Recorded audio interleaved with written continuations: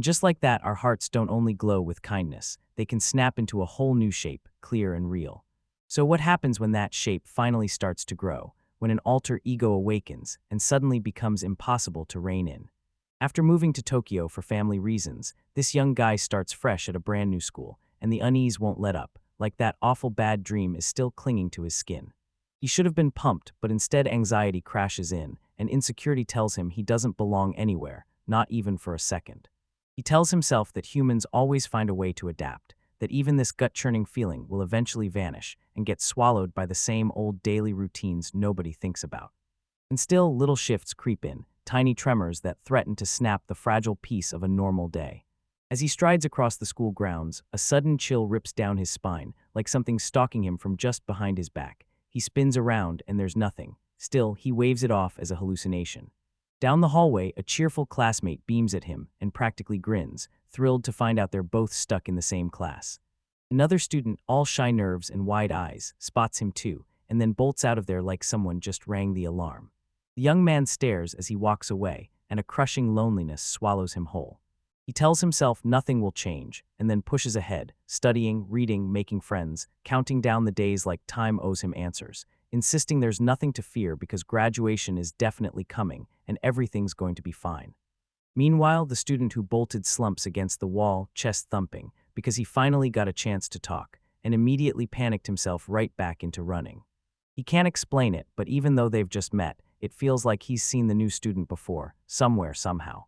Just as the school day wraps up early, the teacher calls out one last announcement. Her voice sinks low like a hum in the room, while the class holds its breath, right before the chatter explodes.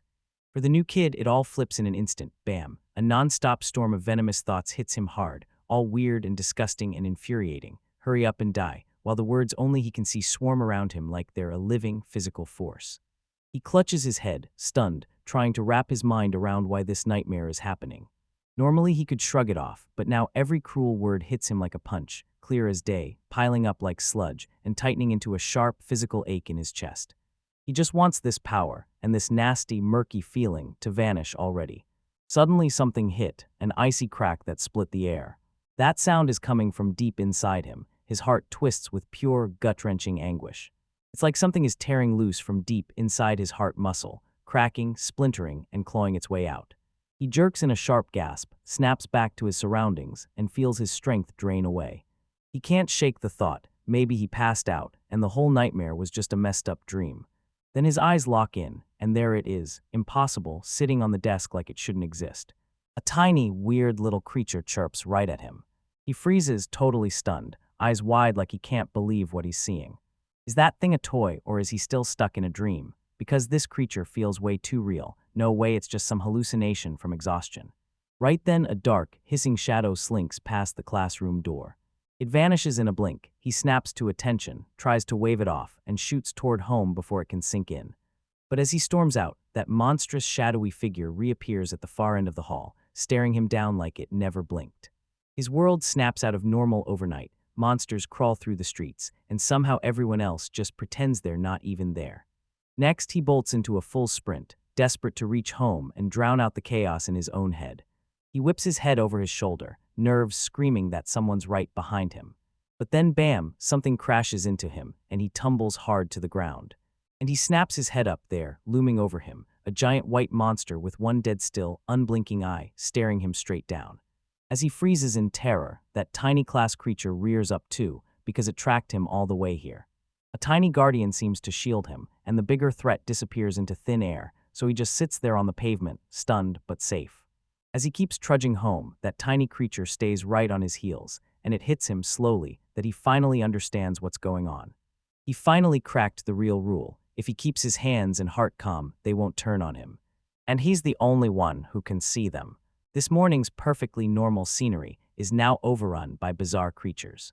He has zero clue why all of this is crashing down on him alone. He glances down at his tiny companion, and a sharp question hits him. Could this little creature be the reason everything spiraled like this? His thoughts get snapped in half when a shiny black shoe stomps into his path, sealing his escape and blocking the way. He snaps his gaze upward, and there it is, right in front of him. A tall, slender stranger in a long black coat and a cylindrical top hat, one blazing eye locked on his like it's staring through his soul. On his way home, something terrifying jumps out at him. A towering, ominous figure in a long coat and hat looms right in front of him, and pure menace radiates off his motionless body. The boy clocks the creepy, inhuman thing shadowing him, and a raw, animal terror hits. He knows he's about to witness something awful, so he bolts to escape. But his body locks up solid. Fear pins him in place as the figure halts right in front of him. He berates himself for not sprinting sooner, then frantically tries to dodge the sight. A shadowy hand reaches out from the darkness. Right when the boy steels himself for the worst, the tiny creature beside him yelps and rockets forward. It blasts forward with shocking force, launching a desperate bid to get in between.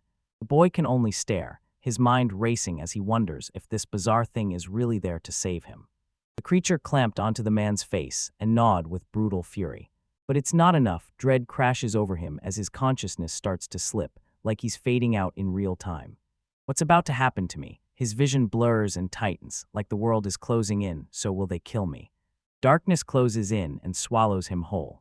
Birdsong snaps him out of the void, then he jolts awake in his bed, completely disoriented. Sunlight blasts through the window, and he's still locked in his room. Morning has officially arrived. That eerie stranger's memory crashes back to him, jarring and terrifying against the calm morning, and it makes him doubt his own sanity as he tries to figure out how on earth he got home. He clamps a hand to his chest, that phantom punch still haunting him, and he can't shake it. He's convinced he died, because that shadowy thing from yesterday felt real. He checks himself over, no wounds, no damage, so it has to be a dream, just a stressful nightmare tricking his mind, until his eyes catch a small, familiar shape, and there it is. A weird creature from his dream, sitting in his room like it never left. Panic crashes through his senses, because if the creature is real, then that nightmare wasn't a dream at all, and the whole world tips sideways as he wrestles with the impossible truth. He stands right in front of the front door, and his hand shakes like it's afraid to turn the handle. A heavy reluctance digs in, gripping him and making the thought of stepping outside feel terrifying, because what if something out there is waiting to ruin everything? But he can't just vanish from the world, so with a deep, heavy sigh, he steels himself to face the day, praying like crazy that somehow it'll all work out. He strides through the quiet morning streets, and that little creature scurries right behind him. He sweeps the area with his eyes, but the monsters that wrecked his world yesterday are nowhere in sight. Their absence hits just as hard as their presence, and at school, slumped at his desk, his head pounds from the strain of everything he can't stop thinking. He can't shake the feeling that the mystery man on that panel had something to do with why they vanished. Right out of nowhere, a bubbly voice snaps him out of his focus, and his classmate blurts that he's been walking around tense all day. The spiky-haired boy shoots them a look and points out, "We're right next to each other, so quit the drama and learn to get along." Desperate to feel like life is normal again, the protagonist finally tells himself to stop spiraling and overthinking, because maybe this is his shot to actually make friends. But just like that, his focus gets ripped apart. This strange creature starts bouncing on the desk, stealing the attention of his new acquaintance. Is something wrong? His classmate blurts out, worried. The protagonist waves him off fast, insists it's nothing, and tells him morning assembly is about to start, all while fighting the urge to stare at the bizarre chaos. All day long, it's a ruthless battle of wills. He grits his teeth, shoves the creature out of his mind, and acts like it isn't even there, because he treats this as a test he absolutely can't afford to fail.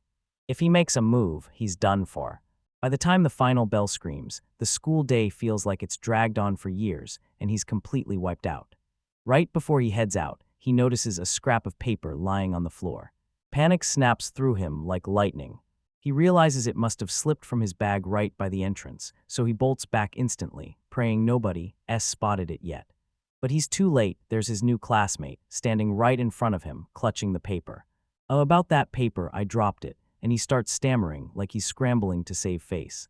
The classmate shoves it back into your hands. It's a drawing, and he blurts out that you're insanely good at art, sounding genuinely amazed.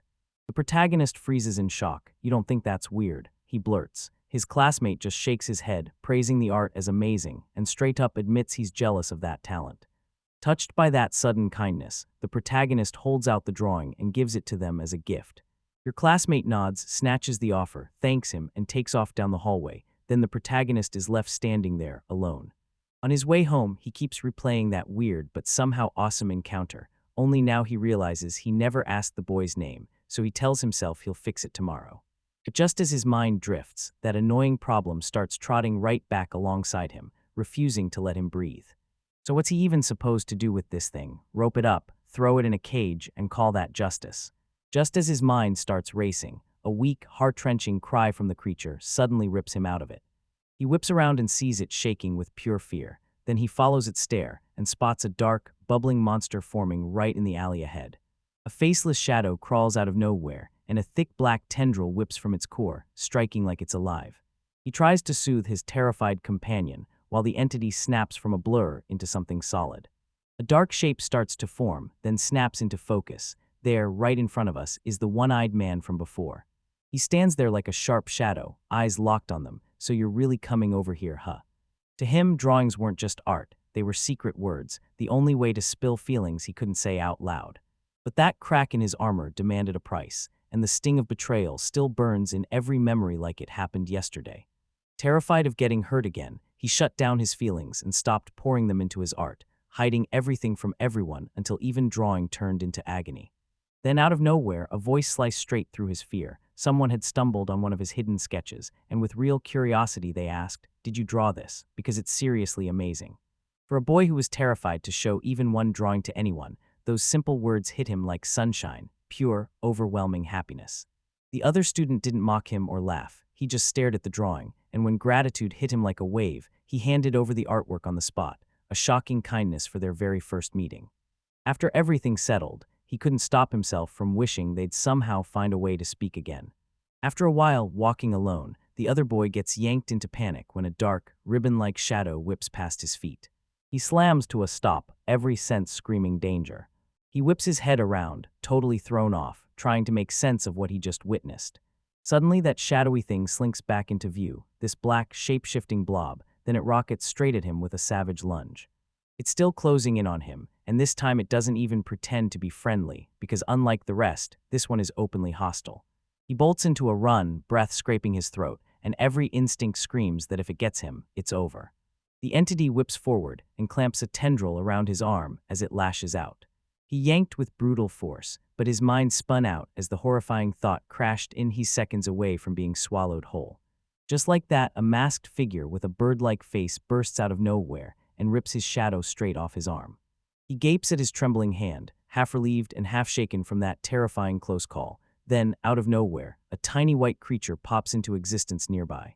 But that mercy doesn't last. When the shadow monster snatches up the little one, he freezes, ripped between bolting for freedom and rushing in to save them.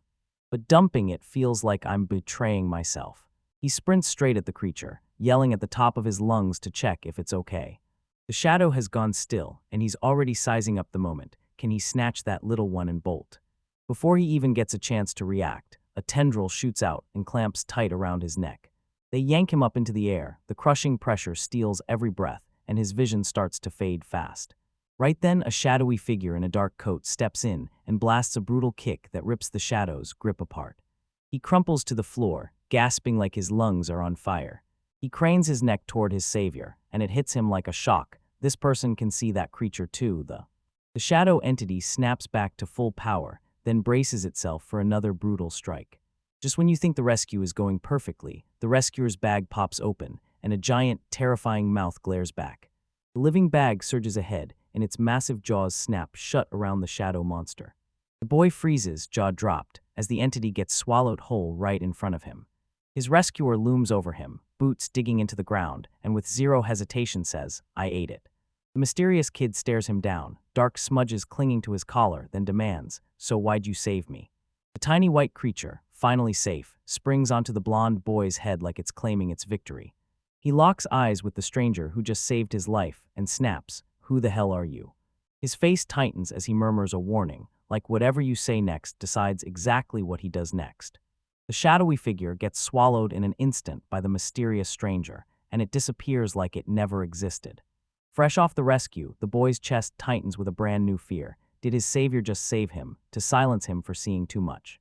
The little creature perched on his head lets out a tiny squeak, and the one the stranger is holding suddenly seems to answer back. The stranger jabs an accusing finger at the monster perched on the boy's head, and it clamps down on him hard, squeezing him in furious protest. The boy yells at the creature for its savage burst of violence, then his own savior suddenly yanks him up and grabs him hard. "Time to switch locations," the man growls, voice tight with seriousness. like he already knows we've both got questions that need answers. They head to a quiet, empty park, and the silence slams between them, thick as stone. A mysterious young man wordlessly hands him a drink, just like that, and it only makes the boy's suspicion and confusion burn hotter. He couldn't wrap his head around how the cold, annoyed look flipped so fast into this tiny, thoughtful act. "Why are you acting so cautious?" The man snaps, slicing right through the tension. "I'm not here to attack you." The boy freezes, realizing his fear is written all over his face, and the stranger clocks it instantly. Like, "Come on," the look says it all. "You're clueless, so why don't you tell me what else you're dying to ask?" "Do you know what this is?" the man demands, waving that strange, wide-eyed little creature in the air. Then he leans in. "If you do, tell him." The boy only stares back, clueless and helpless. His reply hits like a thunderclap. "That thing is you. Same heart, just wearing a different shape." The boy goes completely silent, frozen in shock. Then his savior calmly tells him, "Yeah, that reaction makes sense, because nobody else has ever managed to see this creature before, and that fact is the proof they're truly connected." He can't even breathe past the impossible truth. This thing is literally born from his own heart. Not everyone gets hit with that. He just keeps going. Something set it off. "So tell me, what's the first thing that comes to your mind?" The boy racks his brain. High school is the only thing that's happened lately, yet he's been seeing this stuff for ages. Then, like a switch flipping, a memory hits him. "Wait, I got attacked by something that looked like a person, but it had only one eye." What? His whole vibe shifts in an instant. He blurts that he wants a description: tall, dressed in black, and wearing a hat. The boy nods and confirms every detail, and the man suddenly drops into a deep, troubled silence, like his mind's getting wrecked. He pauses like he's about to crack a secret, then he finally bursts out with a proposal. He explains that the black thing that attacked you is a living embodiment of a heart. When people stew in hate and malice, their darkness hardens into a shape, and the reason it went after you is simple. Unlike yours, it's a shadow. "So what does any of this have to do with me?" the boy demands. The man locks eyes with him and says, right to the point, "Let's team up and build a cooperative deal." He's convinced that ever since the kid can suddenly see his own heart asterisk, something about him has turned into a beacon, pulling those evil shadows straight to him. The boy shoots back questions at the sudden offer, instantly suspicious. The man finally drops his real goal. He hunts down and wipes out shadows. And if that boy is really drawing them in, then teaming up could pay off for both of them. The harsh truth of that promise dawn hits the boy like a punch to the gut. "So you want me as your decoy?" He gasped, horrified. The man just nods and adds that even if they don't team up, the attacks won't stop. And there's no way anyone knows to put him back the way he was. He insists there's only one way out. They have to team up and dig out the truth behind this unnatural phenomenon.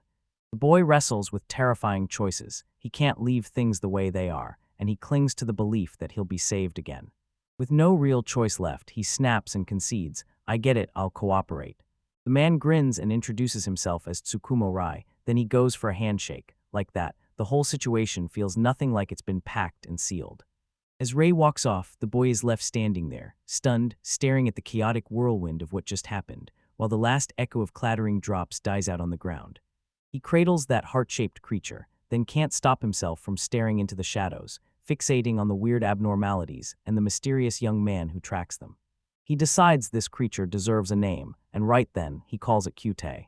Elsewhere, Ray snaps to attention and realizes, mid-conversation, that he never once learned the boy's name, so he vows to ask the next time they cross paths. Just as his thoughts start to spiral, he strikes a match and lights up. Then a shadow lurking in the dark pops up out of nowhere and jolts him wide awake. He lets out a heavy sigh, and grim acceptance crashes in. Even his new ally not only spots the inhuman truth, he also pulls those dark shadows straight toward him. He tells himself he doesn't trust that boy, but he can already feel it. One way or another, trouble is going to yank him in. After all, the whole city is drenched in shadows, choked under a suffocating darkness. His mind was packed with non-stop thoughts, and it robbed him of any chance at a peaceful night's sleep. Rushing to school, he steals a glance at the happy creature drifting beside him, and the more he stares, the more he can't wrap his head around it. If it really is his heart made visible, how could it ever look so carefree while he's drowning in turmoil? And the crazy part, that creature doesn't look tired for a second. It's spinning through the air, playing like it owns the sky. As he sprints across the overpass, he suddenly locks eyes on a tiny dark thing perched on the railing. A wave of unease hits him hard, and in that moment, he finally understands what it could be. His suspicion clicks into place as the shape finally sharpens into the silhouette of a black cat, too still, too eerie, like it's waiting for the perfect moment to strike. Believing it was only a shadow, he instinctively lunges for his phone. Suddenly, another boy shows up, snatches the device from his grip, and shoves a different one into his hand, and with it comes a phone number, a direct hotline he can call the moment danger ever hits. Flustered, the boy snaps that he better not twist the gesture or call for any other reason. He's got zero time to waste, yet even with those harsh words, the protagonist still takes the new phone and agrees to the deal. Clutching the device in his hand, he can't stop replaying the boy's weird behavior, because for a second, he was this close to calling him right on the spot. Now he's left wondering, if something goes down, would this person actually show up? He shuts that thought down for good and steels himself to stay on full alert from now on, because he knows he can't trust promises like that. He stumbles onto the school grounds, and you can feel his exhaustion clinging to him like a heavy chain. The urge to crawl right back into bed hits like a tidal wave, impossible to ignore. He slides into the classroom and gets greeted by a face he knows, instantly. It's Matsuki Yukido, the art room kid, and as soon as he's there, he blurts out a full apology for what he did the day before. The protagonist is totally baffled, drawing a blank on anything that even deserves an apology. Then Yukido steps in, worried that making him do that drawing might have been a real hassle. He gets reassured in a flash. Turns out, even though it felt surprising, it's absolutely no burden at all. With relief flooding his chest, Yukido finally blurts, "What's your name?" And Tsukumo Rei answers, "I'm Tsukumo Rei," realizing he never even got the chance to ask before. Yukido steps up, introduces himself, and asks Rei straight out if he can steal a moment of her time. Then he drops a sketchbook packed with everything, sharp, detailed scenery one page, and cozy little drawings of neighborhood cats the next, blowing Rei away with how crazy versatile his talent is. Yukido blurts out an apology for dumping all that on him out of nowhere, but Rei waves it off, insists it's totally fine. Right then, a classmate surged in, yanked the drawing out of Yukido's hands, and blurted out loud how amazing it was, leaving Yukido stunned by the sudden spotlight. Rattled and swamped, he blurts an excuse about the morning assembly and bolts out of the room, leaving Rei fuming at being cut off. The day crawls by, like it's determined to torture him. Can't lock in during class, Rei feels his focus slipping away, so he decides he needs a quick change of pace and heads out to eat his lunch outside. While he fixes his meal, he flicks a glance at Kyuta, his tiny companion, and wonders, does Kyuta feel hungry too? As he heads down the hallway, he nearly slams right into Yukido. When Rei spots that Yukido's about to chow down alone too, he jumps at the chance and drags him into lunch. They spot a place outside, and Yukido leans in, thanking him for the invite like it's a huge deal. Yukido then finally spills the truth. He'd approached Rei because he saw how crushed Rei looked that morning, and it scared him to think something was really wrong. Rei insists nothing big happened at all. He just gets jittery around strangers, and those classmates suddenly barging in totally threw him for a loop. Hearing that, Yukido's shoulders finally drop with relief. Then he steels himself, cracks a hesitant smile, and asks Rei, "Can we be friends?" He quickly assures Rei that it's totally fine if he doesn't want to, then admits he just really wants to share his drawings and stories with him more often. Rei's face lights up with a huge grin. He snaps into a happy nod and says Yukido is the very first real friend he's made since coming to this school. Somewhere else, a lone figure clutches their chest and gasps for air. They slam into the wall, and their bodies start cracking apart like brittle glass. The cracking gets louder and louder, crawling all the way across their backs. It's the sound of another heart shattering. Its brutal echo slams through the silence like it's alive. The boy snaps his phone check open, and worry flashes across his face. No missed calls, no answers, just silence, so he can only sit there and pray his friend hasn't run into any shadows yet. A shadowy, otherworldly presence towers over him, pressing him hard. Where are the uncorrupted people in this world? And then sneers that his hope is childish, an impossible dream with zero truth behind it. Annoyed to the core, the boy snaps at the creature to quit its games, says he's out, and warns it not to follow him. He strides off, and a nasty thought hits him hard. Could this world be more than just shadows shifting? A strange calm sinks in, but his gut twists anyway, screaming that something terrible is about to go down. Later, right as the school day wraps up, another student corners him and asks, "So, have you picked a club yet?" As his classmates chatter about clubs, it all blurs into the distance while he spirals over his own situation. He knows he can't join, no way. He's got bigger problems to worry about, that unsettling person whose presence seems to summon strange, violent sounds out of nowhere. He muses about their bond, convinced they're stitched to his heart, two halves of the same missing piece. He didn't feel a thing when that shadow hurled the other boy around, but now the terrifying question gnaws at him. If it hurts there, would it strike him worse too? The thought alone turns his stomach, because testing that theory would be suicidal. Calling him a boy just won't work. he acts like he already knows everything. Like his thoughts yanked the air, he spots him at the end of the hall, ragged clothes, and bloody footprints smeared across the floor with every step. This doesn't look good. He must have already been beaten up before he ever showed up here. A brutal vision slams into his head, his back splitting wide, and a monstrous eye ripping through the flesh like it's alive. His heart blasts like a drum in his chest as he watches the boy climb the stairs. That sight slams into him, his worst fears made real, the tear on his back and that eye bulging wide. It's another freaky abnormality, just like the one his gut warned him about. The dream memory crashes back when they first met, his chest ripped wide open, and there, an eye staring out from inside. He swallowed hard and his resolve snapped into place. He had to chase this abnormality, even if it meant going solo, because if he didn't strike, he'd just watch for now. Suddenly, another student pops out of nowhere and startles him, and he blurts out, "So, are you done with the club tour?" A classmate slings an arm around his shoulder and yanks him closer, quizzing him on which clubs he's thinking about joining. As they walk off, the boy with the torn back stares at the filthy, empty hallway below, and one word slips out of him, "Damn it." He tears through the area searching for that person he just spotted, but they're vanished. Then his eyes catch something new on the ground, not the thing he wanted, yet still a find that makes his pulse spike. He barrels through the packed streets, and his real mission stays hidden from everyone who passes by. He snaps his gaze away from the smear of blood on the pavement. Right nearby, a tiny injured kid sits on the ground, bleeding out in heartbreaking silence, while a shadowy figure looms over them, barking that they can't keep looking that sad. The kid jerks their gaze upward, and pure terror floods their wide, trembling eyes. From the shadows, a new figure, maybe you, steps out, and he demands the question. The injured child scrambles backward, begging, "Just don't hurt me," while the shadowy figure calmly pats their head and whispers for them to stop fearing. The newcomer slides in close to the injured kid, whispers, "I just want to," and right then, his real mission stays a total mystery. His mind recoils at the help offered, suspicion drowning out any hope of relief, like he'd ever trust a stranger. He slams his hand out, snatching the man's coat like rage has nowhere else to go, and in his eyes this guy is just another monster who's already hurt him. He won't trust anyone ever again, but the stranger's reaction floors everyone, no rage at all, just raw concern, as he spots the boy's wounded hand.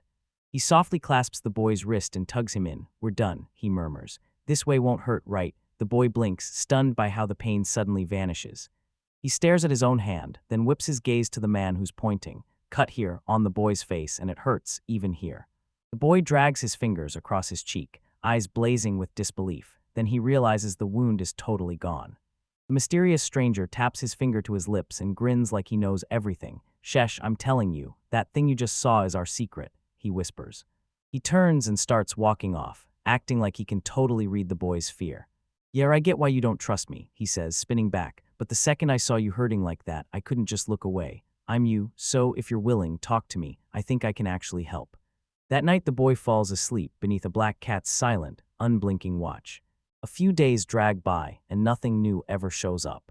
Ray keeps spotting you around school, but since you're a whole grade above him, every chance to talk slips away, so he's even more stunned that he hasn't seen your strange power again. He finally accepts that his shot at talking to him is gone for good, and then, like nothing else, life keeps marching on. For now, he decides it's the smart move. Picking a fight with you would be useless unless he's run into more of those dangerous shadows.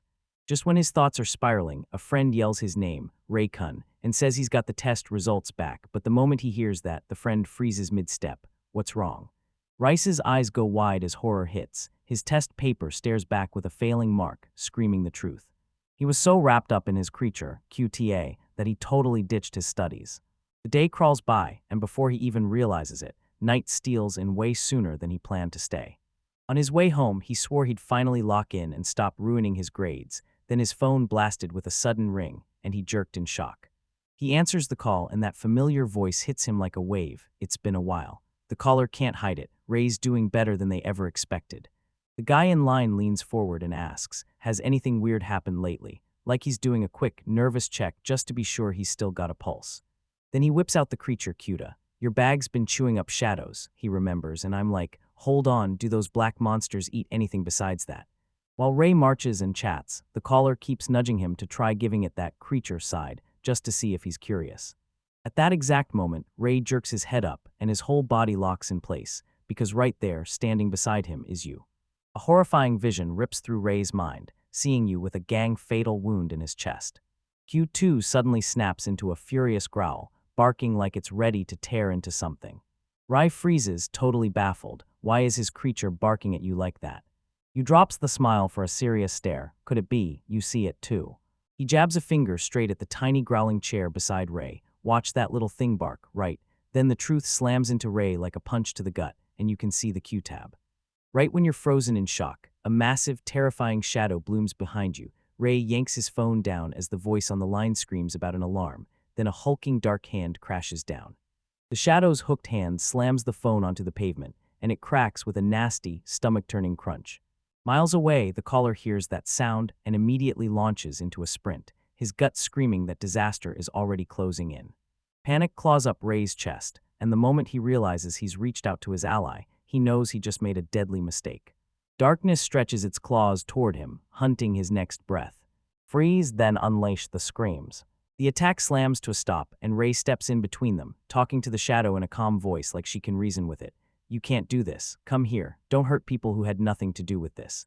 Ray's jaw drops because that monster actually obeys. You apologize for the broken phone, but Ray can barely breathe, stuck trying to understand what just happened. That black thing listened to him. You stare at him and that sadness hits you hard, right there in his eyes. It's just like Cuda, he says, and then he drops the truth. Thang is a shadow that was born from him. Elsewhere, a gloved hand clamps down on a chain-link fence, like it's holding on for dear life. The first man, the one who sealed the boy's wounds, stands in the distance, grinning like he just won. Nice work, he mutters to himself, eyes sharp. Stage 2 is ready.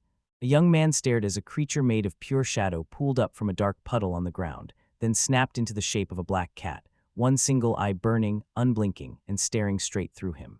He hums with curiosity as the strange thing finally locks into place, fully materializing right in front of him. Somewhere else, a shadow in black bursts across the city rooftops, cutting through the night with pure urgency and razor-sharp purpose. He checks his phone, and that tiny flicker of worry hits his face, because there's still been zero reply. Convinced the straight path would get him there quickest, he pushes harder and sprints from one building to the next. Then way off in the distance, a certain building snaps into view, and he instantly realizes it's Ray's old high school. One thought slams into his head as he closes the gap without slowing. Please, let him be safe. As he closes in on the school grounds, he spots a bunch of students, but then a cold, unsettling feeling grabs him and won't let go. He slams to a stop, senses screaming, and he just knows it. There's a shadow right on his tail, with several more hiding close by. He slips inside with nerves on fire, then powers up the stairs like he's chasing answers. He slams into the roof's access door, the exact spot where that thick, ominous presence in the air feels like it's crushing everyone. He strides onto the concrete stretch and spots a lone figure with his back turned its Ray. The rooftop looks totally empty, but a creepy presence hangs in the air, silent, unseen, and impossible to ignore. He strides right up and squares off with the boy. Hey, what do you think you're doing in a place like this? Ray lets out a strange, knowing chuckle, like he knows a secret you don't. The man demands what's so funny, but Ray swats it off with a grin, saying the way he's asking is way too roundabout. Ray's voice turns razor-sharp and mocking as he goes straight for the truth. So tell me, can you feel that shadow creeping in? So yeah, right after the last word hits the air, a monstrous dark thing rips out of the space behind him, and its presence hits like a terrifying seal. Without hesitating, the man in black surges forward and hammers a brutal kick at his target. Ray snaps his forearm up and intercepts the hit like it's nothing, stopping the attack dead in its tracks. The impact point sizzles, Ray's arm breaks apart into a thick, black sludge, then it whips back together as a shadowy tendril. The attacker jerks back, eyes bulging with shock. Dark matter spills and drips off Ray's transformed limb, like power leaking out of him. A wicked grin blooms on Ray's face as that shadowy hand hooks his opponent's leg, and his victorious cackle booms across the rooftop. The scene snaps into a new moment. Another student stands there like he's stuck in place, gaping at the shattered ruins of his phone on the ground. Ray confronts him, towering there with that same monstrous shadow swallowing his back. Did I scare you? Ray asks, but his apology feels empty, like it means nothing. Sorry. Beside the terrified student, a strange white creature snarls and growls, bracing itself against the dark presence. His thoughts sprint a mile a minute. He just knows his friend heard that phone shatter and is on the way, but right now the danger feels suffocating. He digs into what's really behind Ray. Turns out it's a shadow, and it snaps into motion, obeying the boys' every command like it's right on their heels. Seeing the gap between them is hopeless. He cuts his losses and bolts. Escape is his only real play. Right as he pivots to go, Ray's voice slams into him. Hold up, I need to ask you a favor. Ray yanks his arm and panic hits his face like lightning. I'm sorry, I scared you, I swear, I'm not here to hurt you. Then comes the jaw-dropping request, delivered in near-panic pleading. Listen, I need you to become my advisor. The student just freezes, staring back in total shock, like the universe threw a curveball they can't explain. A sudden demand hits the room like a punch, and the young man freezes, stunned stiff. Advisor. He blurts, the word sounding strange in his mouth and way too unsettling. His thoughts spin like crazy. He's barely met this person, and boom, they're dropping this massive responsibility on him already. The other boy refuses to back down. He keeps pushing his argument, saying, since we both can see those creepy entities stalking us, I've got a ton to ask, and I really need your help. Then adds, trust me, I'll do everything I can too. Swallowing the plea, the blonde-haired boy hugs that weird, frog-like creature to his chest, but doubt gnaws at him. He knows he's clueless, and even his shadow looks wrong. If he steps into someone else's mess, he might unleash consequences he can't see coming. Elsewhere, that bright afternoon light reveals a violent showdown. Wild white hair, a crooked sinister grin, and a boy moving in fast, his hands sparking with dark energy as he closes in on the other kid. With a laid-back oops, he unleashes a devastating blast, and his target jolts back in shock. His hand is fused to shadow, an ugly, unstoppable appendage that feels like pure power. His opponent, though, not a single bit intimidated. He's already plotting his counterattack like, that's it, and if he thinks he's got me, I'll crush him with this.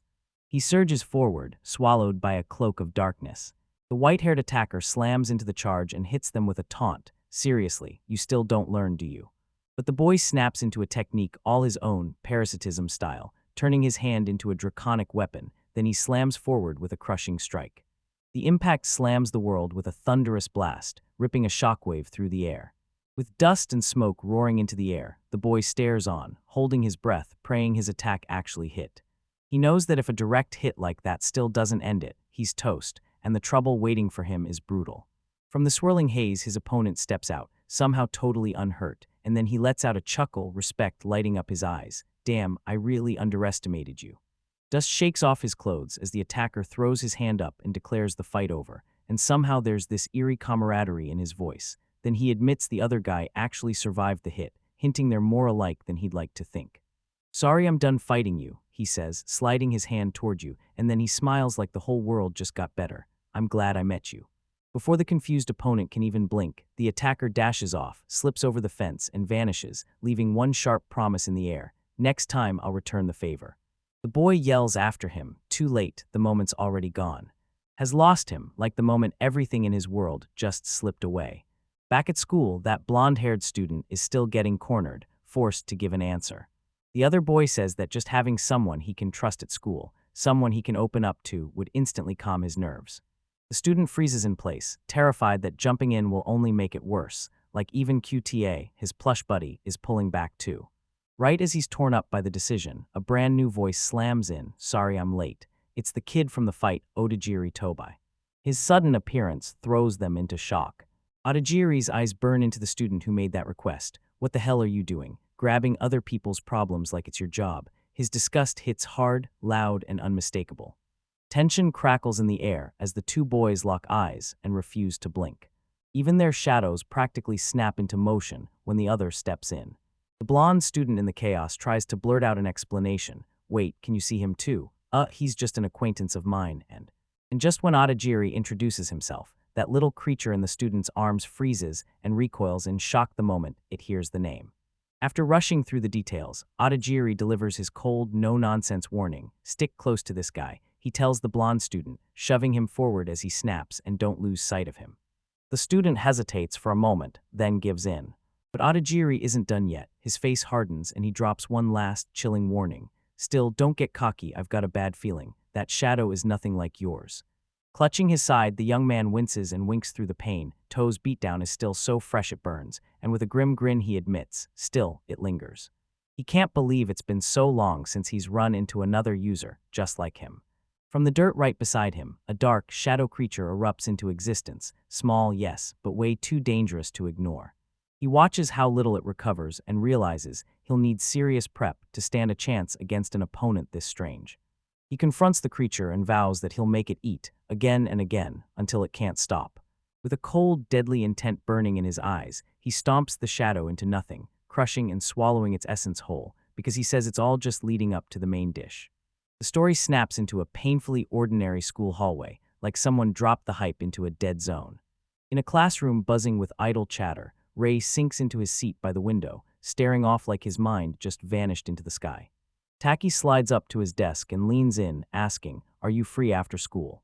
Ray tells Taki he's already got plans, but Taki won't back off and keeps grilling him, until Ray finally nods and says they'll meet tomorrow, and Taki nearly explodes with joy.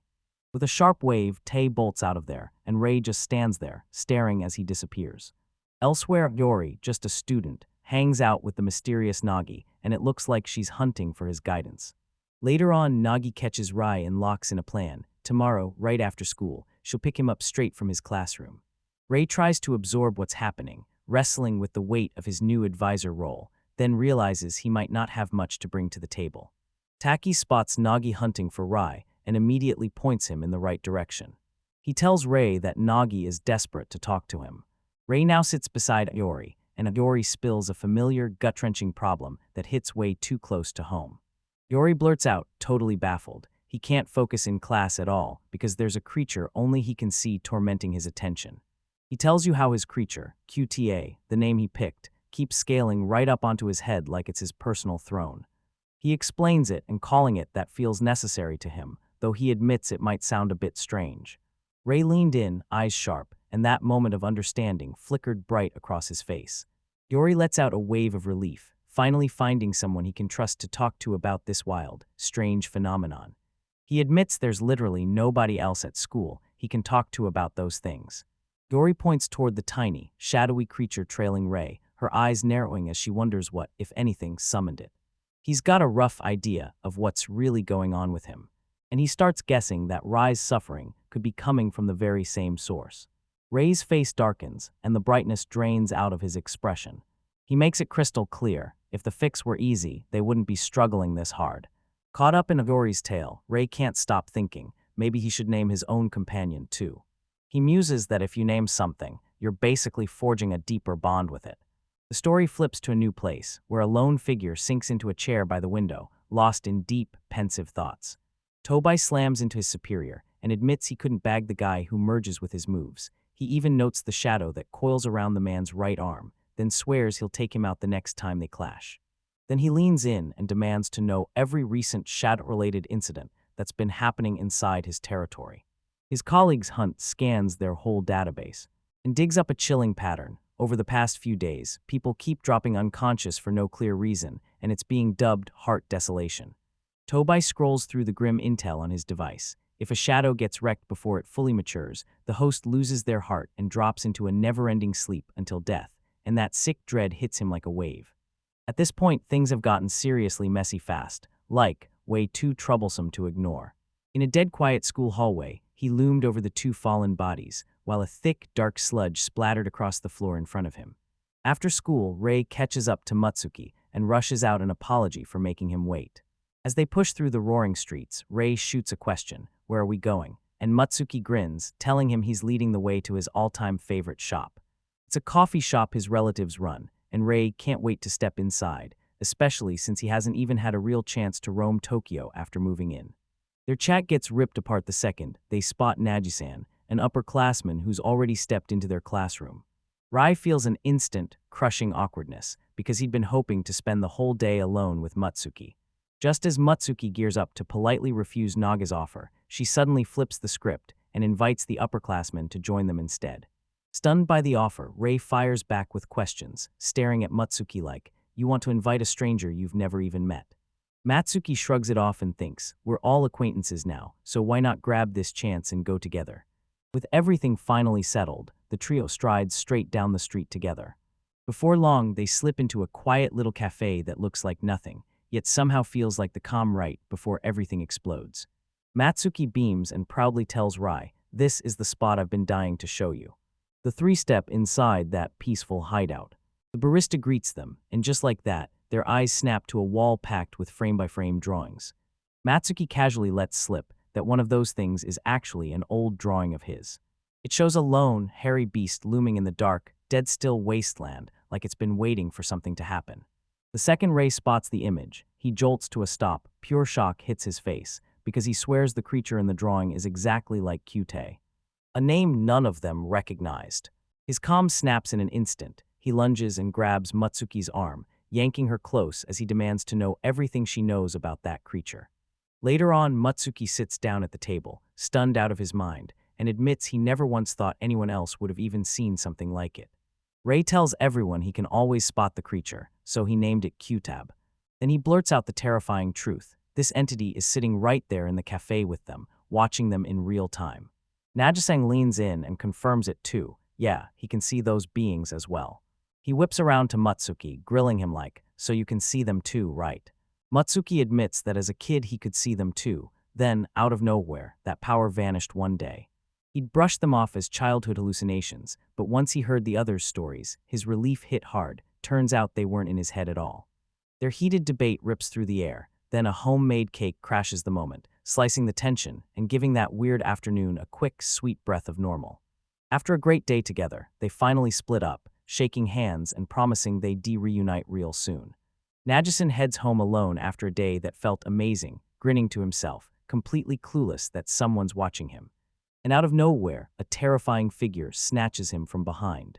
Terrified Naji turns out his real name is Yers, gets yanked into an alley, and dark creatures start crawling out of the shadows all around him. A ruthless attack erupts in the dark. No one sees it coming. Elsewhere, Ray starts heading home when the far-off wail of ambulance sirens snaps his attention like a spotlight. He chases the noise into a narrow alley, and his eyes lock on paramedics hauling a bleeding victim onto a stretcher. He catches snippets of a new case as bystanders trade whispers. Multiple people are found unconscious. Then he yanks out his phone and starts ripping through the news feed.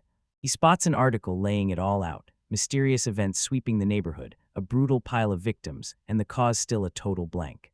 In a lonely, dead-quiet Grammy corridor, a young man sits slumped against the wall, beaten up, shattered, and utterly broken inside.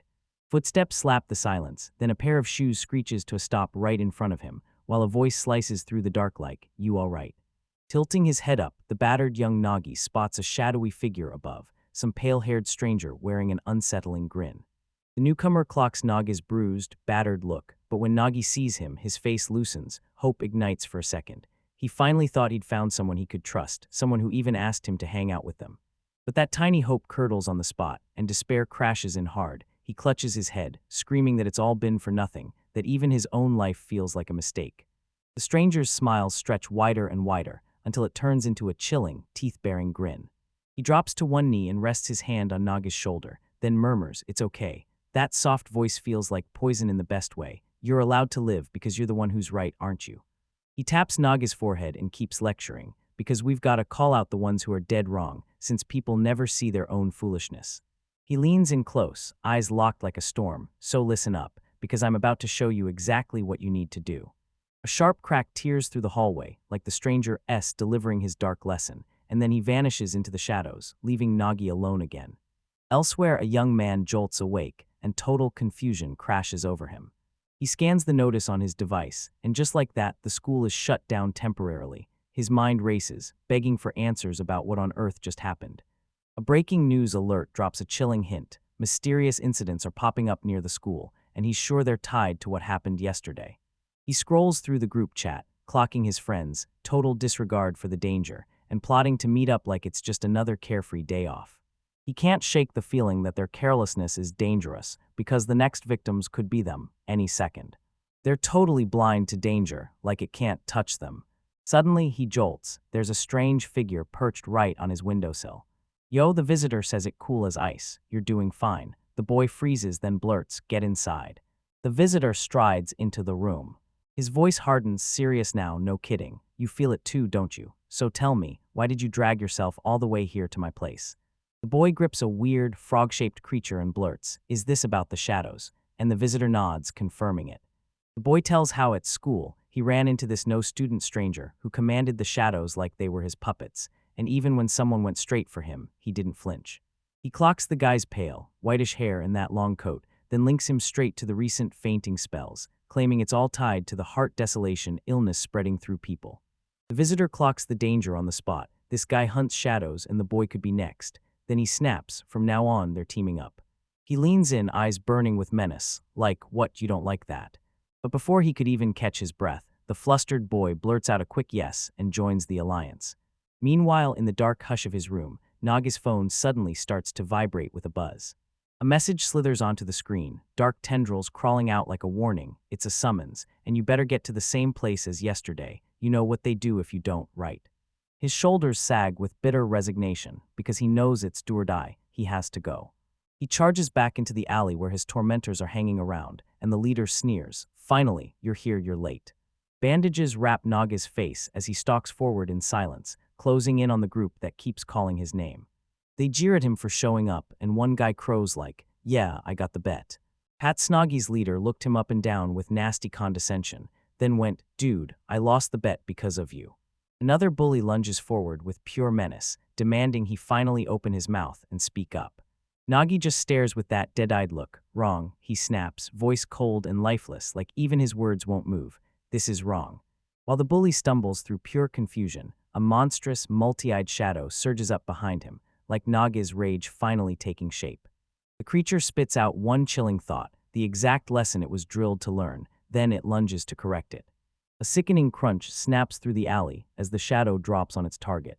My mind smears everything into one violent blur, blood on my hands, a battered Nagi cradled in the grip of my attacker. The attacker's eyes are hollow, like every last spark of light got crushed out of them. He grins and his voice drops into a chilling whisper. "Nagiakin, you truly are wonderful." The scene screams carnage, yet the attacker is grinning like this is pure bliss. Honestly, it's just incredible. Nothing, then Naga's eyes burst open with a violent jolt. He gasps for breath, soaked in cold sweat, as the grip of his nightmares finally starts to loosen. Confusion crashes over him the moment he spots the familiar walls of his own room. He stares at his hands, and that dream's phantom touch still clings to him, because it can't be real, so why does the fear feel so brutally real? Standing on his balcony, a bone-chilling dread sinks into his gut. What if that wasn't just a dream? Meanwhile, across the city, breakfast was sizzling and getting cooked up from scratch. Rewatches as Toby cooks, finally shattering the silence. Toby huffed, annoyed that he even had to answer why he was making breakfast too, because it's give and take, plain and simple, and he's telling you straight up. He's got advice on the shadows and full-time protection, 24/7. Their eyes lock onto the television. A news report blasts across the screen, screaming about a brutal attack. 3 students from XX High School are still passed out after an unknown assailant struck, and the reporter can't pin down what caused it. Ray spots the school uniform at once, and he's staring hard like he can't breathe. "Wait, is that from your school?" he asks, voice tense with worry. Without even thinking twice, he snatches his phone and digs for answers like his life depends on it. He mutters that the news will never name them, thumb scrolling through social media, then he pauses, like he's about to say more. He finally finds what he's been hunting, and right on cue, the victims they identified are upperclassmen, just like I suspected. A chilling thought slams into his head. If Toby's right about those shadows, then Naji could be next. He snatches up his phone and dials. As Ray's phone starts ringing, all he can do is pray he hasn't run out of time.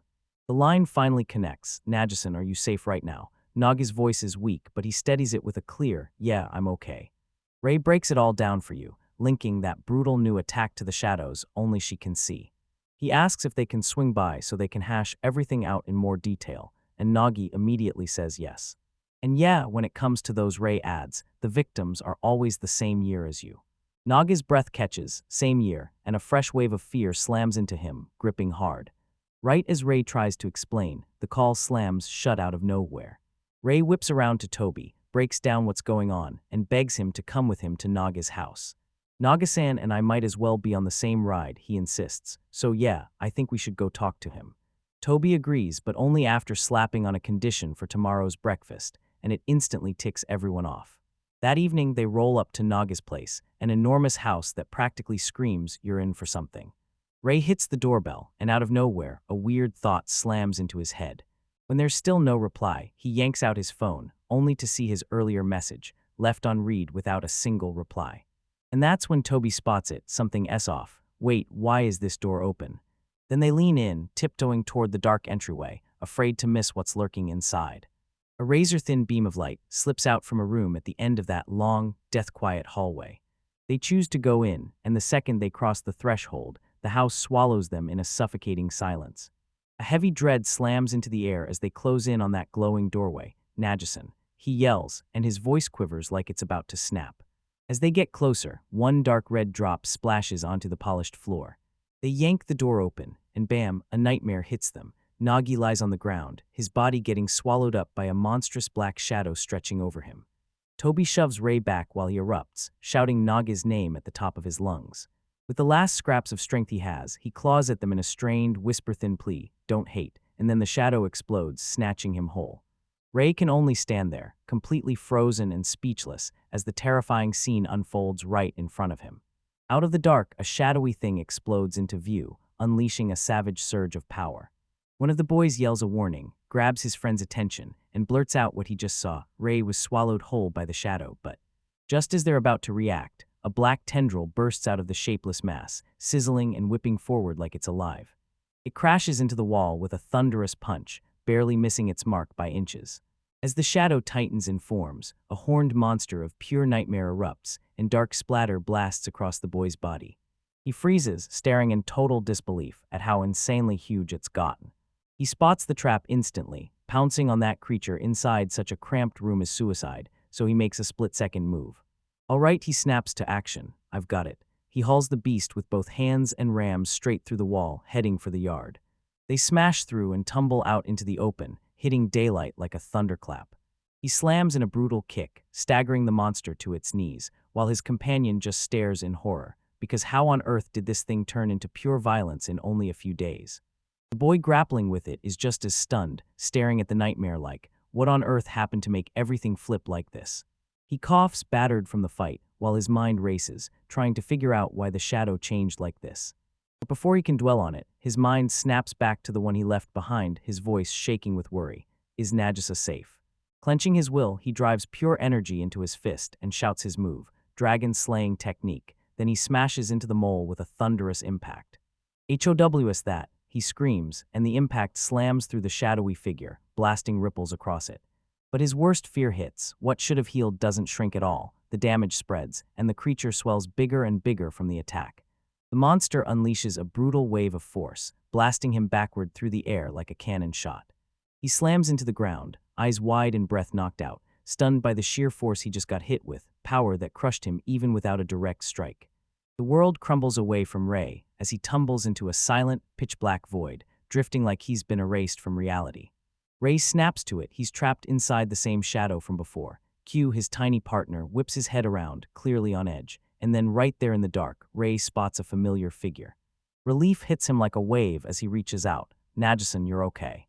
Then bam, he gets slapped across the face, and that relief instantly curdles into pain.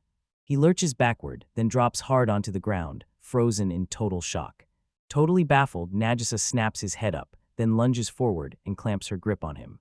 "Stop," Nagisa screams, and that confession rips straight out of his shattered heart, because the incident you told me about, the one who caused it was me. A violent flash of memory tears the truth wide open. Nagisa is the one who crushed those bullies who attacked them. Ray can only freeze there, stunned as the truth crashes in. Nagisa was behind it all.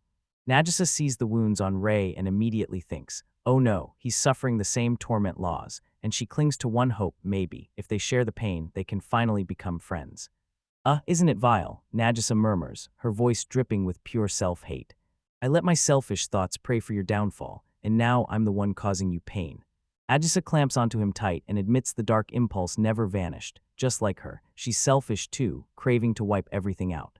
Ray listens for a beat, then drops his own confession. He blurts out an apology, admitting he'd already seen Nagisa sprawled there, bloodied and wrecked, and still played dumb like he didn't notice.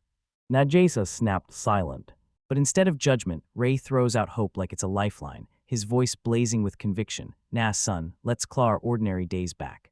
He begs her to face those incidents and strange abnormalities together, fighting through it side by side, and when Nagisa hears him, she lifts her gaze, a spark of hope igniting in her eyes. Back in the real world, Tobai is trapped in a brutal fight with that shadow creature. Every second it attacks harder, and it feels like there's no escape. But then, out of nowhere, the monster just freezes dead in its tracks. Tobai snaps at the sudden opening and fires up yet another technique. Dragon slaying technique, lizard, he funnels all his power into one razor-sharp point. This attack isn't here to wreck everything, it's built to split them apart. His strike lands bam, a flash of light erupts, and a tiny, purified shadow gets blasted out of the larger entity like it's been ripped free. Toby towers over them, and he's done it. He split the two apart and left them stranded. Ray barrels to Nagis's side and snaps, "Tobai, tell me he'll be okay." Tobai leans in and reassures him. His job isn't just eating and handling shadows that turn savage. Nagisa sprawls on the ground, eyes locked on Ray, and a soft smile tugs at her lips. "Ray-ken, everything you said back there hit my heart and made me so happy." She murmurs a last thank you and a gut-wrenching "I'm sorry" as the little shadow of her other self peels away from her. She lunges for it one final time. Tobai lets out a breath, calling the moment heartwarming. Then his voice snaps icy and razor-sharp, and you realize it was more than worth it watching you. Without a warning, he lunges in and smashes the tiny shadow, harmless or not, and it instantly crumbles away into nothing. Nagisa's eyes snap wide with pure, gut-dropping horror. Toby loomed over them, cruelty cracking into a cruel grin as he finally unveiled his true name. "Oh, you," he purred, savoring every drop of their despair like it was the end, and then he made it end way too soon. He'd always felt a pain no wound could touch, a crushing weight in his chest he could never fully understand. He kept dodging that crushing burden over and over, like it was a feeling he could just shut out. But now it felt like the moment had finally arrived, time to face it head-on. But right then, terror hit him like a wave. He realized he'd been tricked. But then, snap, Nagi drops to the ground with a sickening crack. The boy barrels to his side, voice shaking as he blurts out his name. He stares down at Nagi, her eyes empty, like all the life has been drained out of her, and it feels like something inside her is hollowing out. Their attacker soaks in the exhilaration, grinning as he stamps the ground, reveling in how incredible this new rush of power feels. With a casual snap of his wrist, the antagonist hurls a crushing wave of force that tears the earth wide open. He warns you that barging into someone else's path is straight-up bad manners. The impact tears the ground open, and that ray halts dead in its tracks, because it knows a sloppy move could kill it instantly. A smug smirk flashes across the attacker's face, that hit the spot. He glances at the shadowy beast next to him and whispers, "Nice, you helped you grow bigger again." Orange-haired boy snaps, demanding answers. What did you do to Nagi? Rage and dread crash together as his thoughts lock onto the recent heart desolation incidents. You were using those people. The villain just grins, praising his perfect instincts. He hasn't explained a thing to you. He taunts, rude, right? I'll lay it out for you as a little gift for your end. Then he drops the chilling truth. Want a shadow that actually hits hard, feed it feelings. The more intense the emotion, the more power you yank straight into the core. It's been a while since I ran into a shadow user who could actually beat me. He admits it, like he's reliving the moment. And then he goes, "You shocked me back then when you hit me." He points at the wreckage and I shove my own in like, "All right, then here's plenty." So when we met again, I'd crushed the loss, and Najikin's share was only one bite of the whole meal. The villain keeps on gloating, but his opponent's done. He's had enough. He lunges forward, blasts out that he talks too much, and then snap, the villain disappears in an instant, way too fast for his eyes to even track. "Look at me, I'm stronger than you now," the villain sneers, blinking back into view in a blur of unstoppable motion. He unleashes a devastating blow that hits like a nightmare. And his opponent gets slammed hard, so fast they can't even dodge it. Then it's over. Victor Lemon stands over his fallen foe like it's nothing, and I'm just there thinking, I trained for ages for this. I really believed you'd be the perfect appetizer for the main course. But Ray isn't done. He clamps onto the villain's pant leg and yanks him back as he demands answers, what he wants and what his real goal really is. Your question gets met with a grin. "Yeah, I just tossed out the main course, didn't I?" Ray's shadow suddenly ripples and out crawls the creature. "Yeah, it's you. Your shadow's the real prize, but the villain's hunger goes even deeper. He murmurs that it's still not enough. If you just fall into the darkness, your shadow would taste even sweeter, so he'll plunge right into the depth of your heart and drown it in despair." Rai locks eyes in pure terror. This guy's totally unhinged, and then he snatches the tiny shadow creature and bolts for his life. But his escape gets slammed to a stop. "I'm still talking," and the villain sneers ice cold. Then he slammed his boot down on the creature and blasted it with a vicious kick, sending Ray flying. As Ray crumples on the ground, this monster of a man towers over him. "What a shame you can't just get away from me. Ray-Khan, don't tell me you forgot we've met before." He leans in real close, and his words hit like venom in a whisper. "When your parents died in that accident, and the heartbreak lands hard. And then the words shatter Rei's whole reality. His mind whips back to the life he swore was real, rushing to Tokyo for his parents' work, the daily calls with his mother, but were any of it real or just a cruel lie? With blood on him and his mind scrambled, he sprawls on the cold ground and can only rip apart every single thing he used to believe. That raw emotional shock hits instantly, then the little creature starts writhing, its body warping and twisting out of shape. The villain watches you with a sick grin, and one tiny hit of torment is all it takes to push your heart to the brink of changing. Rui-kun, man, he's staring in awe like, what a gorgeous shadow you've got, so delicate, so sweet, I could almost taste how incredible it is. Just as he's savoring his win, the moment gets smashed, he mutters, I was finally getting to the good part, as a brand new figure closes in. The newcomer talks like he owns the room. You're awake, good. I can't just crank up the erosion levels for some personal brawl, this is strictly self-defense. Just kidding, this villain loses it and cackles like a madman, slinging his shadow straight at you, because you're not walking out of here alive. But the newcomer isn't backing down. He orders his own shadow, a razor-dark Dindril, to rush straight into the attack head-on. It rips straight through the villain's chest. The villain gapes in disbelief as the attack fizzles out right in front of him. The newcomer snaps his focus to the fallen boy. Rei, I'm sorry. Even though I came, he blurts, while his own body is still getting swallowed by his power. Now that he's completely transformed, his counterattack finally erupts. With a tired, pained chuckle, his battered foe stares him down and mutters, I'm suffer Rei, even though I stepped in here. He strides ahead, battered in blood but locked in. Don't sweat it, it'll be over fast.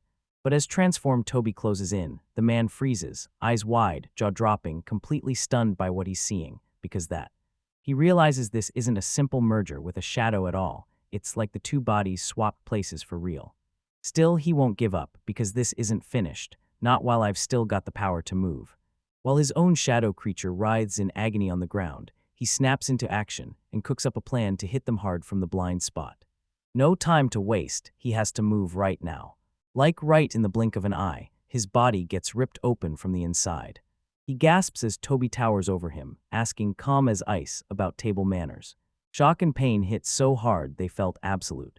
He drops to the ground, thoughts spinning out of control. Toby was insanely fast, like he'd transformed into a whole new person from the one he battled on that roof. Towering over his fallen foe, Toby grins and spills where his new power came from. Ever since our first clash, I've been swallowing shadow after shadow across the city. His opponent, convinced he's drowning in pure power, snaps and screams in fury. So why? Why are you so much stronger? He demands answers. What did Toby do? Toby just shoots back. So what did you eat? He tells everyone the truth. He doesn't devour shadows to score power for himself. When a heart rips free and turns corrupt, I don't hesitate. I eat it, to save the host and finally put that heart to rest. As the man crumples in defeat, Toby leans in and drops this wild way to eat life. He whirls around, calling out coolly, then reality hits. I forgot my favorite cutlery today. Humiliated to the bone, the man snaps and launches one last, desperate strike. He blasts a projectile of compressed air, aiming right past Toby and straight for the real target. A shadowy bolt tore through the air like lightning, flashing past in a blur. Toby spins in terror and screams, Rei, right as the attack finally slams home. The blast slams right into its target. The impact hits like a hammer, blasting shrapnel in every direction. Toby bolts to his friend's side. Gray, are you okay? Talk to me. But it was all a ruse. Then the villain lets out a sick laugh and reveals his real hostage, Naji-san, trapped by the hair, so tell me, will he be okay? Toby catches the deception way too late, that bastard. Attacking Rei was just a smokescreen. He'd gotten careless and it cost him. He tells Rei to stay back as he steps in and handles everything. But the boy freezes in terror, staring with wide, hollow eyes while Nagi drops his head in crushing defeat. A weird, spinning swirl suddenly blooms in Naga's eye. A horrifying pattern slams into his vision, swallowing everything he sees. Toby yanks Rei into his arms, trying to shake him out of that terror while the boy's screams tear through the air. The villain leans back, smug and satisfied. Perfect. His shadow starts to rot and crumble right before his eyes. He keeps gloating and lays out his whole plan. Turns out that feeding on Najiki's shadow was the perfect move, because she'll be my shield, and those shackles are for you. Toby yells at Rei to hold up, then braces himself, ready to jump in the moment things go wrong. Then boom, everything whips into motion, and the tables flip on its head. The villain stares, completely stunned, like he can't believe what he's seeing. And Nagi, free at last, snatches him with brutal strength. You got way too cocky. He hammers the air with a devastating strike, yelling the name of his technique as the impact lands. The hit tears through the air like it's made of glass. Nagi's strike slams into the villain's face with a brutal thud, and as it lands, she murmurs a quiet apology. While I'm stuck in this form, he stares at me and thinks, I can't hold back. The fight slams into a brutal climax as the demonic thing rams its shadowy claws straight through Toby's chest. With a guttural growl, the creature blurts out an apology. Sorry, when I'm like this, I can't hold back.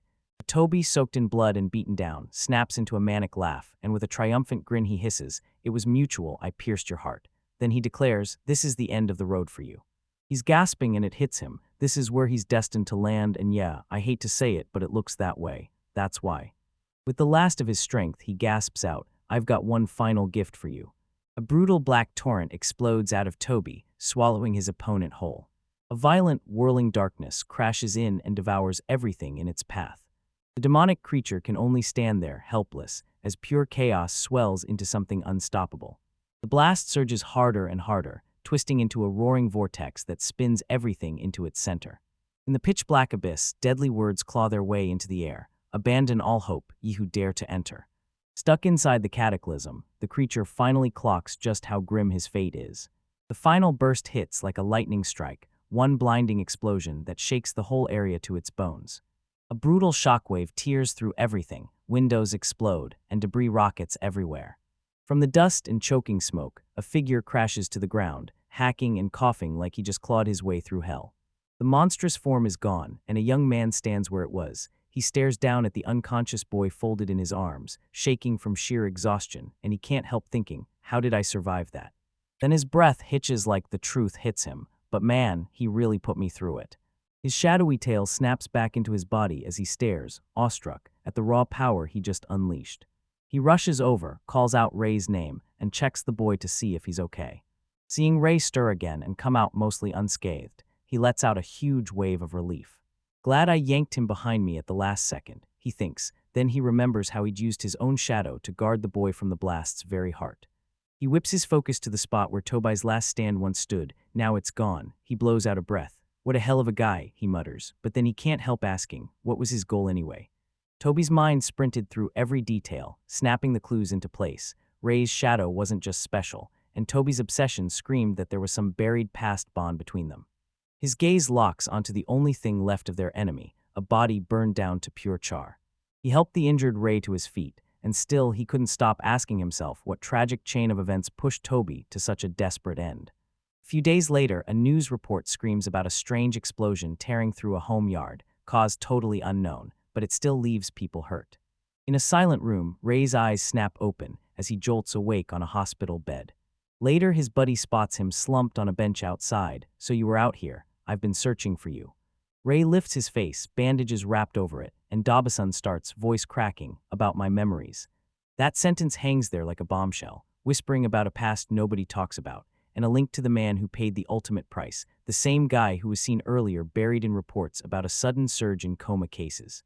Ray's missing memories aren't just gone, they're buried like a secret treasure, and the truth is still waiting for someone to dig it up. With a sudden flick to his forehead, the boy reels back and starts to protest, but the moment gets snatched away before he can finish. Whoa, calm down, his companion snaps, grabbing him tight and holding him steady. You are you. He keeps going, calm but unshakable. I don't know the full cause either, but here's what I can tell you. Your abnormality is tied to that guy and the shadows he brings. He grabs the shaken boy by the shoulders and shouts for him to think, logically, about how everything unfolded. Your memories started going fuzzy way before high school, didn't they? He says it like it's obvious, then your brain flashes with that sudden realization. The timeline finally clicks into place. Back when that accident stole his parents, the mysterious shadow user was already there, and after that, for reasons nobody can explain, that same man started hunting him. The theory snaps into focus. His memories were tampered with on purpose, and after the manipulation finally settled, he slowly started to show a faint trace of his own presence, like a shadow waking up. With a fresh spark in his eyes, he locks gazes with Rai and shouts their new mission, hunt for a way to get your real memories back. He swears that once they pull this off, Ray will finally get to step back into a normal life. A wave of relief hits Ray, he sucks in a breath and his composure clicks back into place. He taps his chest and blurts, "Yeah, this is my problem, so I've gotta lock in and get myself together." His companion nods, satisfied, and then he tells you, "All right, rest for now." He turns back and says he's going to hunt for leads, then announces he'll be gone for a bit. Left alone, Ray sinks into stillness in front of the computer, and the apartment's silence creeps in and clamps down around him. He slumps back in his chair, getting swallowed by the wild storm of his thoughts. Meanwhile, the other kid slips up onto the nearest rooftop, wind clawing at his jacket as he perches among the humming air conditioning units. He yanks out a slip of paper and blitzes through the facts, Ray's messed up memories, the shadow user stalking him, his family in the crossfire, and those terrifying shadows suddenly bursting into the real world. He makes the call, voice dropping low. "He died in an accident, huh?" And the voice on the other end answers back. "Something came up," the voice on the phone demanded, like it couldn't wait, "and I had finally handled everything." The boy on the roof shot back, his answer dark and grim. "Yeah, about that." An offer of help rolls in from just up the way. "Are you gonna be okay? Need a hand?" He shuts the whole idea down on the spot. "I've got it," he declares, then he hangs up without warning. He slams the call shut, then tears his focus between the buzzing phone and the note clenched in his hand. His eyes lock onto the rustling piece of paper. It's built on one single crucial word, one family of meaning that all the power rides on. Gazing at the city lights, he wonders, how did this fragile but still unbreakable lead family even survive? A shattered dream flashes through his mind, and suddenly he remembers the face of the one who stood before him. He remembers a rock-solid handshake and the promise they swore back in a time that feels ages ago. First, the faces of the other kids melt into the background of this faded memory, like they're already slipping away. His hand snaps into a clenched fist as the world suddenly turns sour. A hulking, shadow-draped monster hangs over a younger version of him, its razor-toothed grin carved deep into the darkness. He shoots upright, choking on air, and the nightmare's terrifying images still cling to him like a curse. Crumbling the paper in his grip, he admits it's been way too long since he last landed in a nightmare like that. Still wrestling with that awful dread, he shakes it off, shrugs it away, and finally steels himself to go find Rai. Meanwhile, Ray slumps alone in his suffocating apartment silence, the faucet's steady drip pounding out his anxiety. He lets out a frustrated sigh, and the second he gives himself permission to relax, his thoughts spiral straight into dark, horrifying territory. He knows sulking gets him nowhere, especially with Toby grinding so hard for him, so he forces himself to lock onto what he can do right now. His mind is spiraling with worry, until the doorbell suddenly blares and rips every thought apart. Glancing around, he sizes up the scene like, could it be Tobason? Then he heads straight for the entrance. The moment he swings the door open, he's ready to snap at the visitor for ringing like that, then the words choke and vanish in his throat. Right in front of him is Toby et al. It's this odd girl, flashing a smile so cheerful it almost disarms him. Ray's left standing there, struck dumb and utterly baffled by the unexpected guest who crashes into her world. "Are you right, Khan?" she chirps, all smiles. He hesitates and asks who she is, but she just leans in close, sizes him up for a beat, then asks, right to be let inside. Suddenly, the door gets ripped open, and Toby barrels into the apartment, shouting Rai's name like it's on fire. He slams to a stop, stunned the mysterious girl is already here, and she casually greets him like this is his real home, while his mind scrambles to catch up. "What are you doing here?" Toby snapped, eyes sharp and voice cutting through the tension. As a confused Ray blurts out, "Wait, how do you two know each other?" The girl breaks in and introduces herself as Mai, making it crystal clear that, yeah, she's basically Toby's boss. She breaks it down. She oversees every role in their crew, from combat and intelligence to support, all of it driving toward one mission, wiping out the shadows. Straight to the chase, Toby corners her, asking for her business. He pieces it together instantly. She's here because of that corrosion incident. Mai drives it home and tells him straight up, unleashing shadow corrosion beyond the protected barrier is a hard no. She snaps that his choice is reckless, like he just walked into a crime no normal eyewitness could have even seen. She rips into his all-or-nothing mindset and sloppy technique, calling it unprofessional, then he quietly admits she's right. His breach of the rules is now on the supervisor's radar, and a few of them are already saying punishment should hit. Then she drops a bright silver lining. His own mess somehow led them straight to a broken U, the one behind the heart desolation incidents that kept terrorizing other districts. Since he helped hunt down a terrifying culprit nobody else could track, he somehow dodged punishment, at least for this time. Toby sneered, grumbling that it was just one selfish crew after another.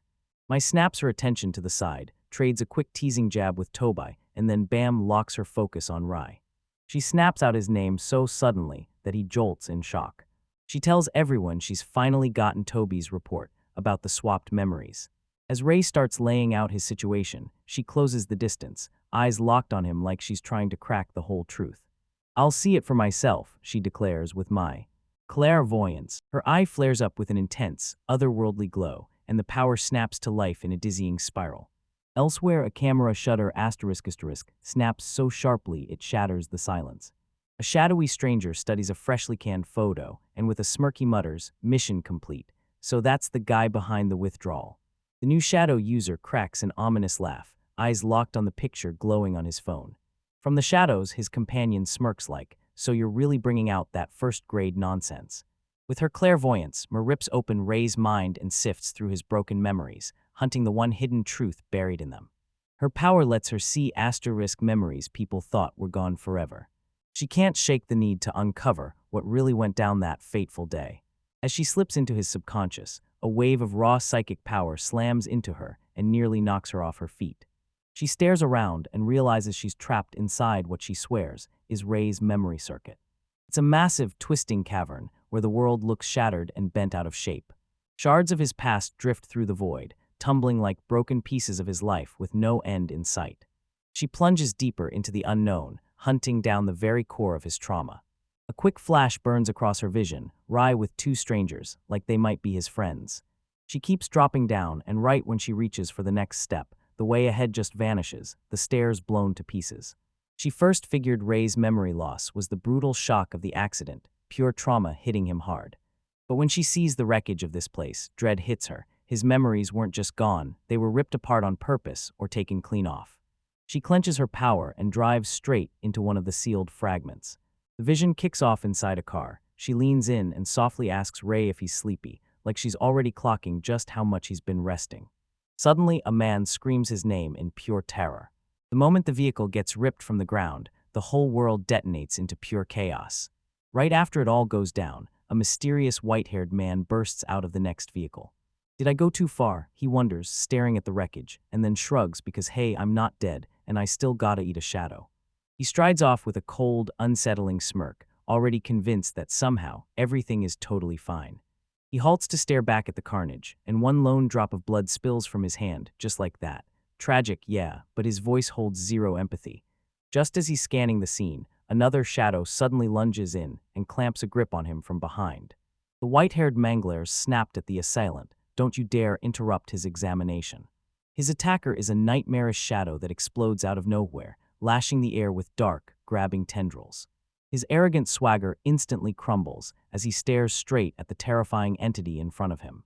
May's vision rips apart like glass, the memory fragment disintegrates into nothing, and a brutal psychic backlash slams into her.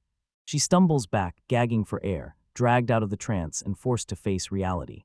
Rai and the others sprint to her side, grabbing her before she falls and keeping her steady. She admits the world spun and she felt dizzy, but she swears she managed to see exactly what she came for. She whips her head toward Ray and gears up to drop her findings. She leans in and says, "I just skimmed your memories, something's missing, but I still figured out what you really wanted to know." She straight up confirms that he and his parents really were in that car accident, just like you said. Her clairvoyant eye burns with certainty, letting her see the forgotten past like it's standing right in front of her. She reveals 4 people were there the whole time, you, the driver behind the crash, plus the man in white who tore him apart, and Ray himself. When Ray asks who the last person is, Mai drops the most brutal truth of all. The second the accident wiped your memories clean, she's telling you, right then, you catch a glimpse of a little boy in the other car. It was your buddy, Matsuki Yukido, straight up your friend. When your memories crumbled, you spotted a kid in the other car, a little boy, and your heart instantly recognized him, Matsuki Yukido, your friend. That revelation slams into Ray so hard he goes silent, eyes wide as his brain scrambles to connect the dots. Then he blurts, "Why you and Yukido?" "I know it's hard to swallow, but this is the real deal. My mind's telling me I saw him in your memories. Yukido-kun, right, he's the same kid you knew back at school, isn't he?" She keeps talking, swearing the driver of that other car had their shadows snatched by you, right as heartbreak tore their life apart. That's when everything went haywire. No one could slam the brakes in time, and the crash happened straight from there. And yep, Yukido was in that car.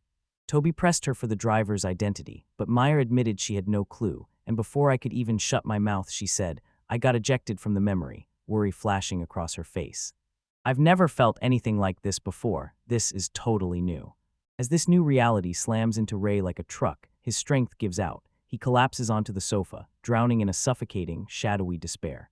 Mai shuts the conversation down on the spot, her voice sharp and unshakable, and seriously, Ray Khan's memory loss. It's unlike anything anyone's ever seen. The truth, I swear, is buried in that car accident. She straightens up, drops the truth, and declares that this is all she can manage for now. So yeah, go ask Yukito-kun about it, she tells you, and while you do that, I'm gonna dig into Bassman and White, the two who were there at the accident. She slips away at the last second, leaving Toby one final job, take care of Rai. Left alone with that distraught Ray, Toby starts piecing things together and realizes there's still crucial info they don't have. My mind goes wild with the implications. Sansuki and I have met before, and he was in the car that caused the accident. I can barely believe this, but if it's real, then does Matsuki finally get the truth? Ray figures it out. Up to this point, Matsuki has never once acted like he actually knows anything. He panics, digging through his shattered mind, clawing for the tiniest clue, anything at all. A sudden idea hits him like lightning. Toby-san. He calls out, I need you to see something. He drags Toby to a tiny coffee shop. Let me tell you, Matsuki brought me here, Ray explains. Tubby whips his gaze across the wall, drinking in every painting. He points to one that shows a creature of darkness. Yeah, it's a shadow, but it doesn't feel malicious at all, and he clocks that instantly. Sure, lots of humans see shadows in early childhood, but the power to summon one. That's straight up hereditary. A chilling theory crawls into his head. What if the person behind that accident is tied to Yukito's own family? Just as they're talking, a cheerful waiter swoops in and takes their order. Once Toby's out the door, he turns back and fires off, asking Ray, do you know him? Matsuki's relative basically owns this place. Ray confirms it in a low voice. The clues snap into place inside Toby's head with a chilling clarity. Ray Yakido, Jew, everyone tied to that accident, all funneling into this same spot, and it feels way too perfect to be a coincidence. Suddenly, the shop's TV snaps on, blasting to life and making both of them jump out of their skin. The waiter shoots an apology your way for the sudden, ear-splitting volume. On the screen, a spotlight blares on a rising photographer, and Toby's jaw drops, because he's seen that guy wandering the neighborhood nonstop lately. The waiter leans in and grins. His name's Ryu, and he's a legend for sprinting to every scene faster than anyone, snapping exclusive photos before the crowd even blinks. Another customer leans in and says, yeah, it's probably because this area's gotten insanely dangerous lately. Ryu's face blasts onto the screen, and Ray and Toby lock eyes, like they just got the same terrifying message at the exact same time. They can both see it. The interviewer kicks off the segment. Just as the program praises his charm, the photographer drops a chilling claim that sends chills down your spine. Ryu flashes a confident grin and swears he never leaves a single trace uncaptured, even with the shadows creeping in. Ray, can you see it too? One of them blurts, staring hard at the TV, and his partner just nods. Yeah, it's there. The broadcast has been seized, and the takeover only makes it worse. The man's real nature is buried under a sinister shadow.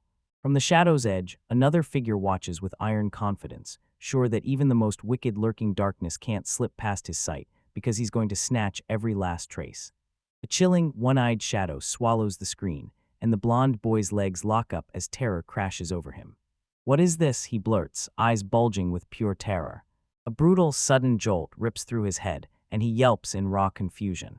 His buddy Ray is freaking out too. Something's off, he mutters, and that weird gut feeling has only grown sharper, because somehow he can't tear his eyes off the TV.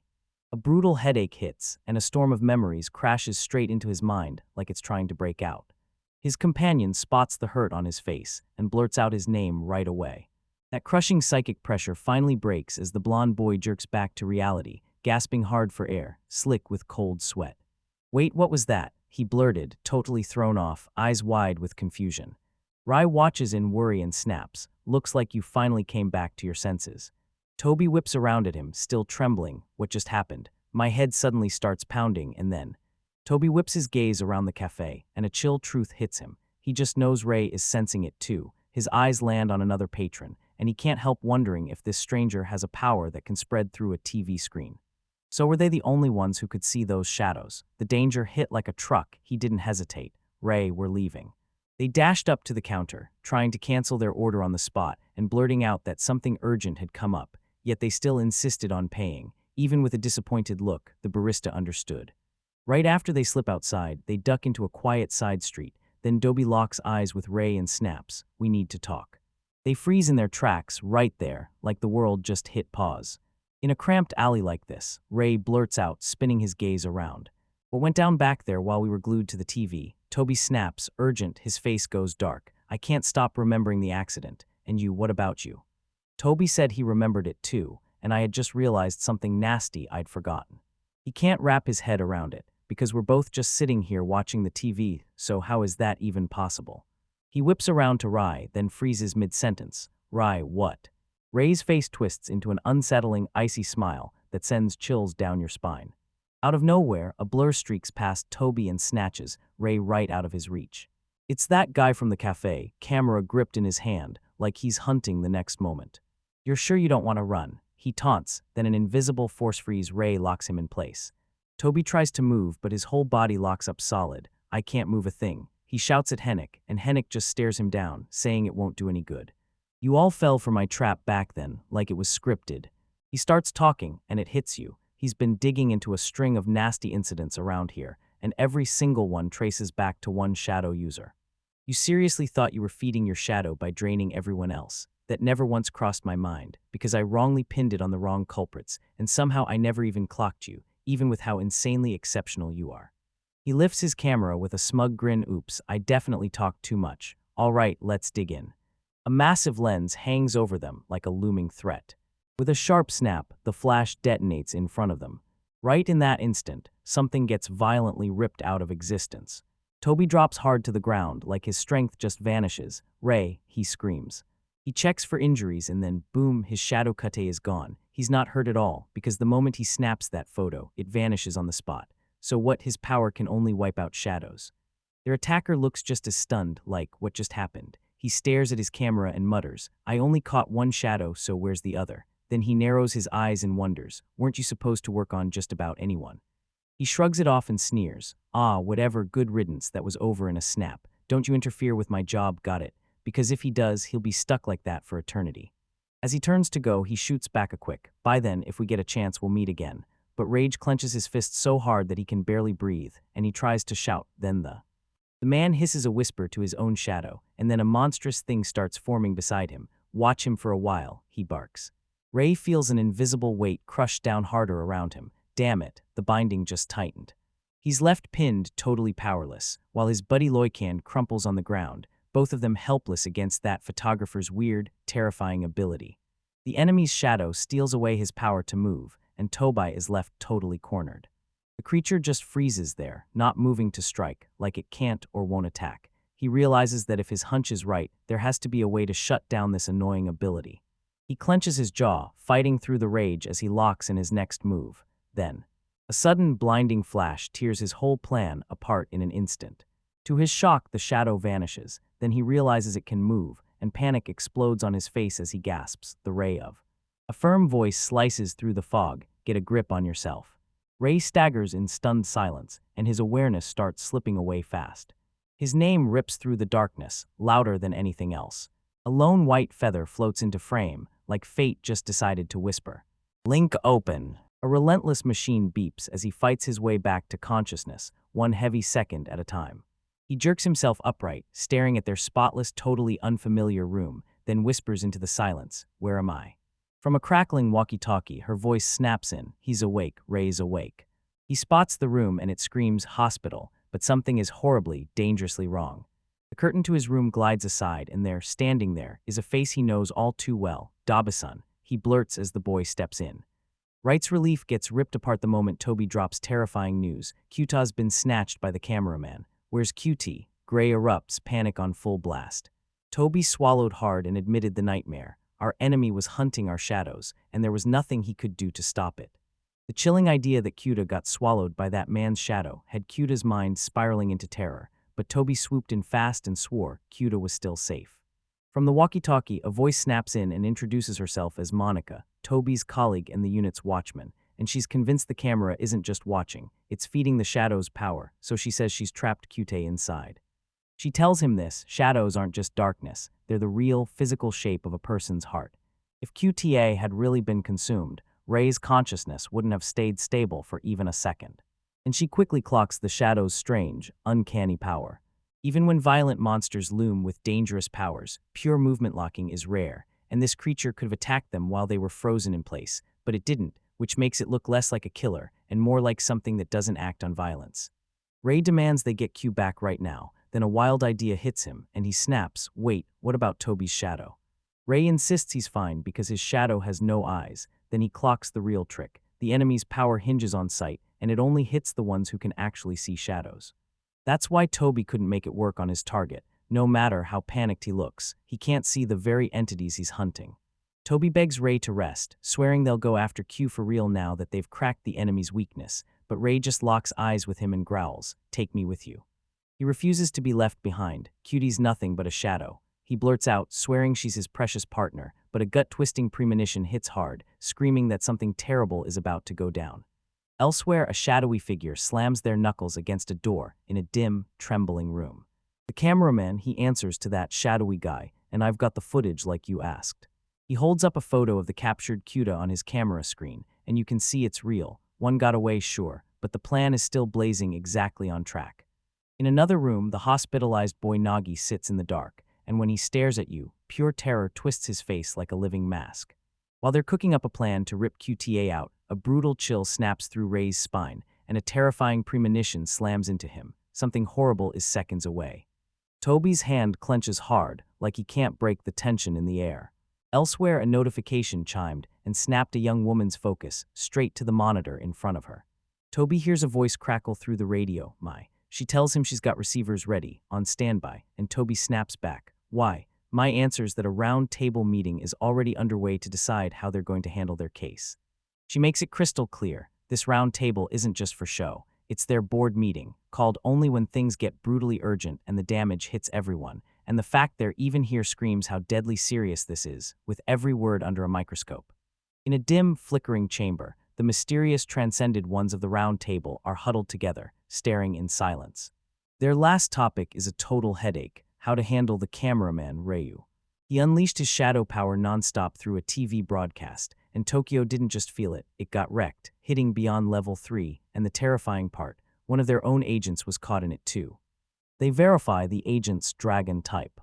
The dragon agent's rep steps forward and confirms it. Otajiri Tobai from his unit, and the boy he shields, Tsukumo Rei, both got hit by the attack. The council hammers out whether any other known entities, screams, or outright failure could be behind this. Then, like a snap of lightning, the idea gets shut down fast. The investigation turned up nothing. No traces, no tracks, because a sloppy, straightforward hit like that isn't how they operate. They all agree no other faction would dare shake the established balance like that. They're convinced it was one lone culprit, a famous human, who's somehow mastered his powers and is pulling it off in total secrecy, completely beyond their reach. The mission finally gets the green light. Otajiri Tobai, who's already made contact with Ryo, is named the main agent, and Monica, the watchman, steps in as his support. The council puts its trust on the Dragon unit to take the case, but Otajuari gets one hard warning: don't you dare break the rules. The Dragon rep snaps up the terms, vows to tip Toby off, and promises to wrap the whole case up fast. Just as the round table officially wraps up, the members break apart and start to scatter. But the Dragon representative is ordered to stay behind. And now we've got another explosive thing to talk about: Tsukumo Rei and the shadow that got abducted. Meanwhile, Toby's impatience spikes. Mi's delay makes him snap with questions, because they can't afford to waste a second, and deep down he's certain there's a darker motive behind abducting a shadow. Suddenly, Mi's high-energy voice blasts through the radio, messy, sincere, and apologizing for the delay. Toby wastes zero time, straight to the point, asking if they've got the green light to make their move. Mi confirms the case is officially under their jurisdiction, because Toby already tracked the culprit down. After that tense blow-up, they lock in on their next move. Ray snaps, asking how they'll even track Ryu down if he isn't hiding, while Toby grins and tells him not to worry, because finding their enemy is Monica's specialty. In her command center, Monica's eyes snap open with razor-sharp focus. Her hands skate across the screens in a blur of control. Her power lets her steal the eyes from any shadow, and in a city like Tokyo packed with darkness everywhere, nobody ever stays unseen, because once she's hunting, there's nothing she can't find. In the blink of an eye, she finds exactly what she's looking for. Using their smarts, they track the target and catch them sprinting through a dark, tight alley. Toby and Ray lunge to intercept, and the man slammed to an abrupt stop. Ryu snaps around to face them, and that calm, unsettling smile sends a chill straight down their spines. "Do you have business with me?" he snaps at coolly. Monica shoots him a silent thanks, and Toby surges forward, throwing his body in front to shield the worried Ray behind him. "Leave the rest to me," Toby murmurs, voice steady, as he readies himself for the showdown that's coming. Inside the car, a strategy meeting explodes into motion as they break down their opponent's whole background, every detail already dug up and verified. Their target isn't some random nobody, it's a man on the rise, a cameraman, or really, a paparazzo. He climbed the ladder by hawking scandalous celebrity photos to the press. His fame is built on results that are so otherworldly, they don't even feel real. From politicians to idols, he keeps unleashing compromising photos without mercy, sparking nonstop backlash, yet somehow gaining a weird, magnetic charisma because he's the only one who can get images like that. At first, people laughed off his work as fake collage nonsense, but the truth hit like a punch. Every single photo was real, and he rose to power by breaking his subjects' mental health to pieces. People think his freaky results come from one terrifying trick. He can stop movement itself, and that's why rumors fly that he's a government agent or a secret society guy, but the loudest guess is that he's harnessing the power of his own shadow. But one burning question still won't let me rest. Why was he hunting them in the first place? He snapped their photos and then snatched Cuda, but it still doesn't give him any real payoff, so what's his angle? But there's only one way to know, ask the man himself. As they spill out of the vehicle, May steps in and backs her up. She'll snap up a barrier that traps the danger outside, so Toby can unleash his full power without holding back. He clenched his jaw and let his face harden into pure resolve. Their target looms right in front of them, smirk nailed to his face, and he dares them to drag this fight somewhere out of sight, yet somehow they don't need to go anywhere at all. And then right out of nowhere, the world around them starts warping and bending out of shape. Mai's barrier snaps into place, and the world around them warps and ripples like reality can't hold its shape. He spun around, utterly baffled, like a sneaky trump card had smothered the area when he least expected it, yet it didn't do a thing to his own body. A curious technique, he sneers, then I grin and tell him, I've got one too. He glares, and in the blink of an eye, that power latches on. Ray's whole body locks up solid again, same as last time, and he can't move a single inch, while Toby gets snared too. Their opponent strides right up to them, his voice oozing condescension. Optimistic, aren't we? He barrels forward, completely unmoved by their bravado. He says, my shadow might not be able to hit you, but from the way this looks, nothing's really changed since last time. Then he peels back the disguise and flashes his hand. Turns out shadows aren't his only weapon, because a knife suddenly bites into view in his grip. He surges forward and slams the blade straight into Toby's side. And the moment he tries, the impossible rips the air open. Toby moves. The man's jaw drops as he screams, you shouldn't be able to move, what the hell are you? Cold, ominous energy starts to seep out of Toby's wound, and right from the edge of his shadow, a brutal, monstrous claw crawls into view, sharp, terrifying, and unstoppable. A fresh voice, heavy, ancient, rumbles out of the dark, and it hits like thunder. Long time, huh, Toby? A brutal shadow swallows the area, one enormous, draconic beast made of raw darkness, finally broken free. Next, it takes the shape of a dragon, and it moves with terrifying freedom, like nothing can hold it back. The boy jerks back, eyes wide, as disbelief crashes over his face at the horrifying figure looming in front of him. Knife clenched in his fist, he refuses to back down, facing that monstrous shadow head-on. That creature lets out a nasty, low growl, and it crawls through the alley. Toby, it's been too long, huh? Suddenly, the monster disappears, then snaps back into view the next second, moving with an unreal smoothness. His opponent snaps back into control in a heartbeat, cold eyes, no fear. So you can turn monsters, he sneers, and his resolve hardens. You caught me off guard, but resistance is useless. He smirks with total confidence and declares that no matter what shape you take, not a single living thing can dodge his power.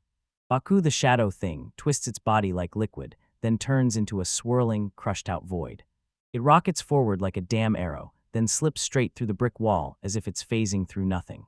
The blonde kid gapes in pure shock as Baku bursts out of yet another surface, its body morphing again, right before his eyes.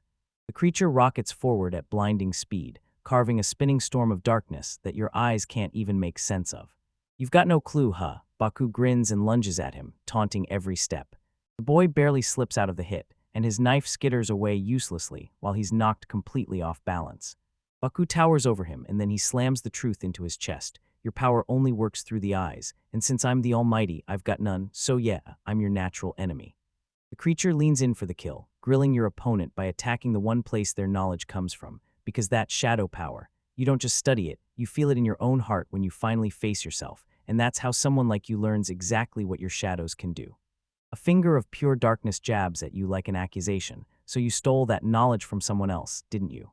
Cornered and totally exposed, the boy yanks a camera straight from his bag, then roars, "Don't move," and holds it up like a shield, screaming that Ray's shadow is trapped inside it. He hisses a warning, "Break this, and the shadow inside you will die."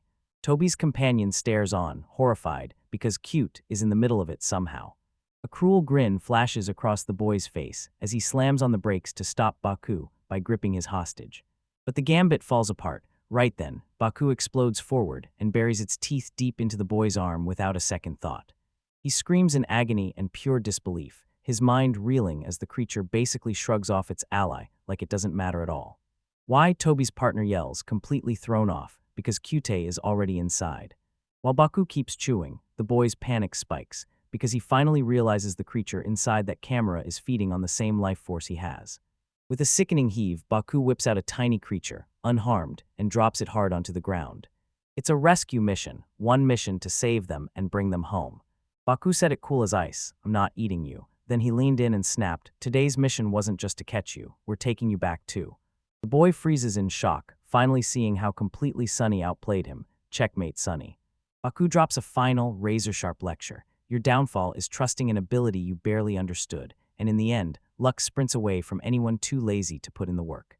With QTA locked in, Baku's monstrous form shatters and fades away, then a gasping Tobai crumples onto the pavement. The fight is finally over. After everything went down, Amy barges back into their lives. The beaten kid, Ryu, swallowed his pride for reasons only he knew, then surrendered on the spot and got dragged straight to an agent's facility. Because a mysterious barrier snapped into place, Baku's wrecked pavement got rebuilt, and the whole fight vanished like it never happened. At that moment, everyone was absolutely sure it all turned out okay in the end. Nothing at all slipped through, everything landed perfectly. 1 week later, it looked like everything had slipped back into the everyday grind of school life. Toby and his friend bicker, start a loud morning brawl, then sprint like crazy to make it to class on time. Everything finally felt normal again. But back then they had no clue the truth was right there, waiting to be uncovered. They had no clue what dark horrors were happening behind the scenes. Far away in a sterile interrogation room, Mai lies out cold on the unforgiving, icy floor. Somewhere else, Ryo gets swallowed by this wild, brutal light, and his body starts reshaping in front of him. Teal-haired, the woman snaps a sharp gasp, then whips her head up from the floor, eyes blazing with shock and fury. A hooded stranger in white towers over her, and as she crumples on the icy ground, his shadow stretches like a threat. An hour earlier, everything looked different. Inside a sterile interrogation room, the young man who stands over her now was still locked down, tied tight to a chair. His interrogator, the same teal-haired woman, kicked off the session with a document clutched in her hands. He sat there in stunned silence, and his hands were locked tight behind his back. She locked in her focus, snapped her ability awake, and geared up to pry into his past with her clairvoyance. A sharp burst of light, like a warped old film reel, snapped across her vision. Their connection locked in, and before her eyes, his memories started spilling out like a dam breaking. Her vision blasted her straight into a hospital room, and that constant, grim heart monitor beeping filled the air like a countdown. Ryu, that young kid, felt the crushing weight of his mom's coming medical bills, money he'd never be able to scrape together, and the fear wouldn't let go. Even if he fought his way to a loan, what if she never made it out alive? Still, he sat there by himself, staring into the void like a living portrait of despair, and even that chair looked like it couldn't hold the weight anymore. His eyes locked onto a camera, his mother's precious gift, and for a split second, he wrestled with selling it just to pay the bills, like the idea was physically tearing at his heart. That warm memory suddenly hit her, his birthday, her beaming smile as she posed for a photo and handed it to him. It was this camera that flipped his life upside down. One day, the shutter snapped open all by itself. Puzzled, he stared at the photo he'd just taken, and his blood went cold. In a spot where nobody stood, the picture revealed the detached feet of a creature nobody had ever seen. He locked onto the impossible image, mind racing as he tried to understand what he'd just seen. Cold certainty slammed into him. This wasn't luck. The camera had actually caught something real, a human-shaped mist that shot his heart into overdrive, fear and excitement tangling at once. With this power in his hands, he started snapping photos all over the city, aiming his lens at spots that looked empty, until the camera kept flashing ghostly remnants of everything that happened before. Even though this wild new power left him uneasy, the need for cash crushed his doubts, so he sold those photos to the weekly magazines, and after his one dazzling act, someone finally snapped them up for a fortune. A greedy realization hit him like lightning. This power could turn him into a fortune overnight. His whole life got flipped overnight, one camera in his hands, and suddenly he was digging up the truth behind scandals and cold, unsolved cases, snapping clues no one else could find, and feeling like he'd hit the jackpot. The vision snapped to a stop, and the interrogator's mind raced as she replayed everything she'd just uncovered. She finally got it, his power, and he weren't two separate things anymore. They clung to each other in a brutal, parasitic bond. No part of his past ever hinted at violence, yet she dug her clairvoyance deeper, desperate to see what came next. The vision snapped back on, and Ryu's hard work shoved him onto one trail, a string of nasty incidents all tracing back to one eerie kid with white hair, leaving him wondering if that boy was the real culprit. Spotting the perfect chance to grab a jaw-dropping, high-priced photo that could finally expose the truth, he snapped up his camera. But when he peered through the lens, what stared back wasn't human at all. It was a nightmare, bent and twisted, haunting his eyes from the void. A calm, faceless voice suddenly cut through the air and startled him. "Don't be scared, I won't hurt you." It was you, an entity that had been lurking inside the boy's body the whole time, finally showing itself. Even with that gentle tone hanging in the air, Ryu couldn't move. Pure, bottomless terror froze him in place. You sensed the wild power inside Ryo, so you struck a deal, one request from you, and in return you revealed the real truth of his ability. A sinister grin crawled onto Yu's face as he leaned in to make his deadly proposition. In the interrogation room, the clairvoyant choked on a scream of horror, because the truth hit way harder than she ever dared to imagine. Yu wasn't just alive, he was the mastermind behind the recent assaults. Her eyes lit up as she watched Ryo keep his word, handing you the captured shadow they'd agreed on. You're in a bathrobe, leaning in close, and you start sizing up the prize like it might change everything. He ordered Ryo to keep the shadow under his control, a cryptic command that Ryo swallowed instantly, no questions asked. Then you demanded, "Why are you using your power for money, Ryu?" And Ryu snapped back that someone in his family was seriously ill. He was panicking, desperate for the money to save them. He said this power was the only shot, the only way he could rake in enough money to save them. As you listened, he quietly clenched his fist. A chilling smile crawled across his face, and those eyes, the way he answered, said everything. And just like that, the vision finally snapped shut. The clairvoyant staggered, wrecked by the brutal strain of using her power for way too long. A sharp voice snapped her out of her exhaustion, because snooping around other people's pasts is a downright disgusting hobby, right?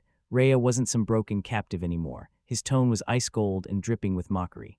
Her eyes snapped wide with pure terror as the truth hit. She'd misjudged everything, and it was a trap. Before she could even blink, a force with no visible source exploded from her captive's side, proof, sharp and undeniable, that every word you set in motion had gone exactly according to plan. His body rips in imagined agony, every phantom wound blazing as the psychic assault pounds him into the brink. He looms over May's fallen body, then interrogates the real reason behind Yu's actions. He snaps his focus to the nearby door, while a security camera swivels in, tracking his every move. He steps in and lands in a dead, sterile hallway with nothing but emptiness stretching for miles.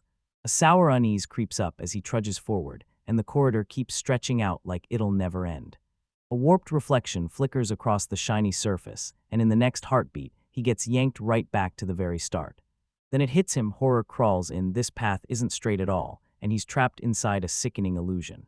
Realizing she's hiding a deadly trick, he snaps into action and unleashes his answer. He summons his entity and shouts, "Ain."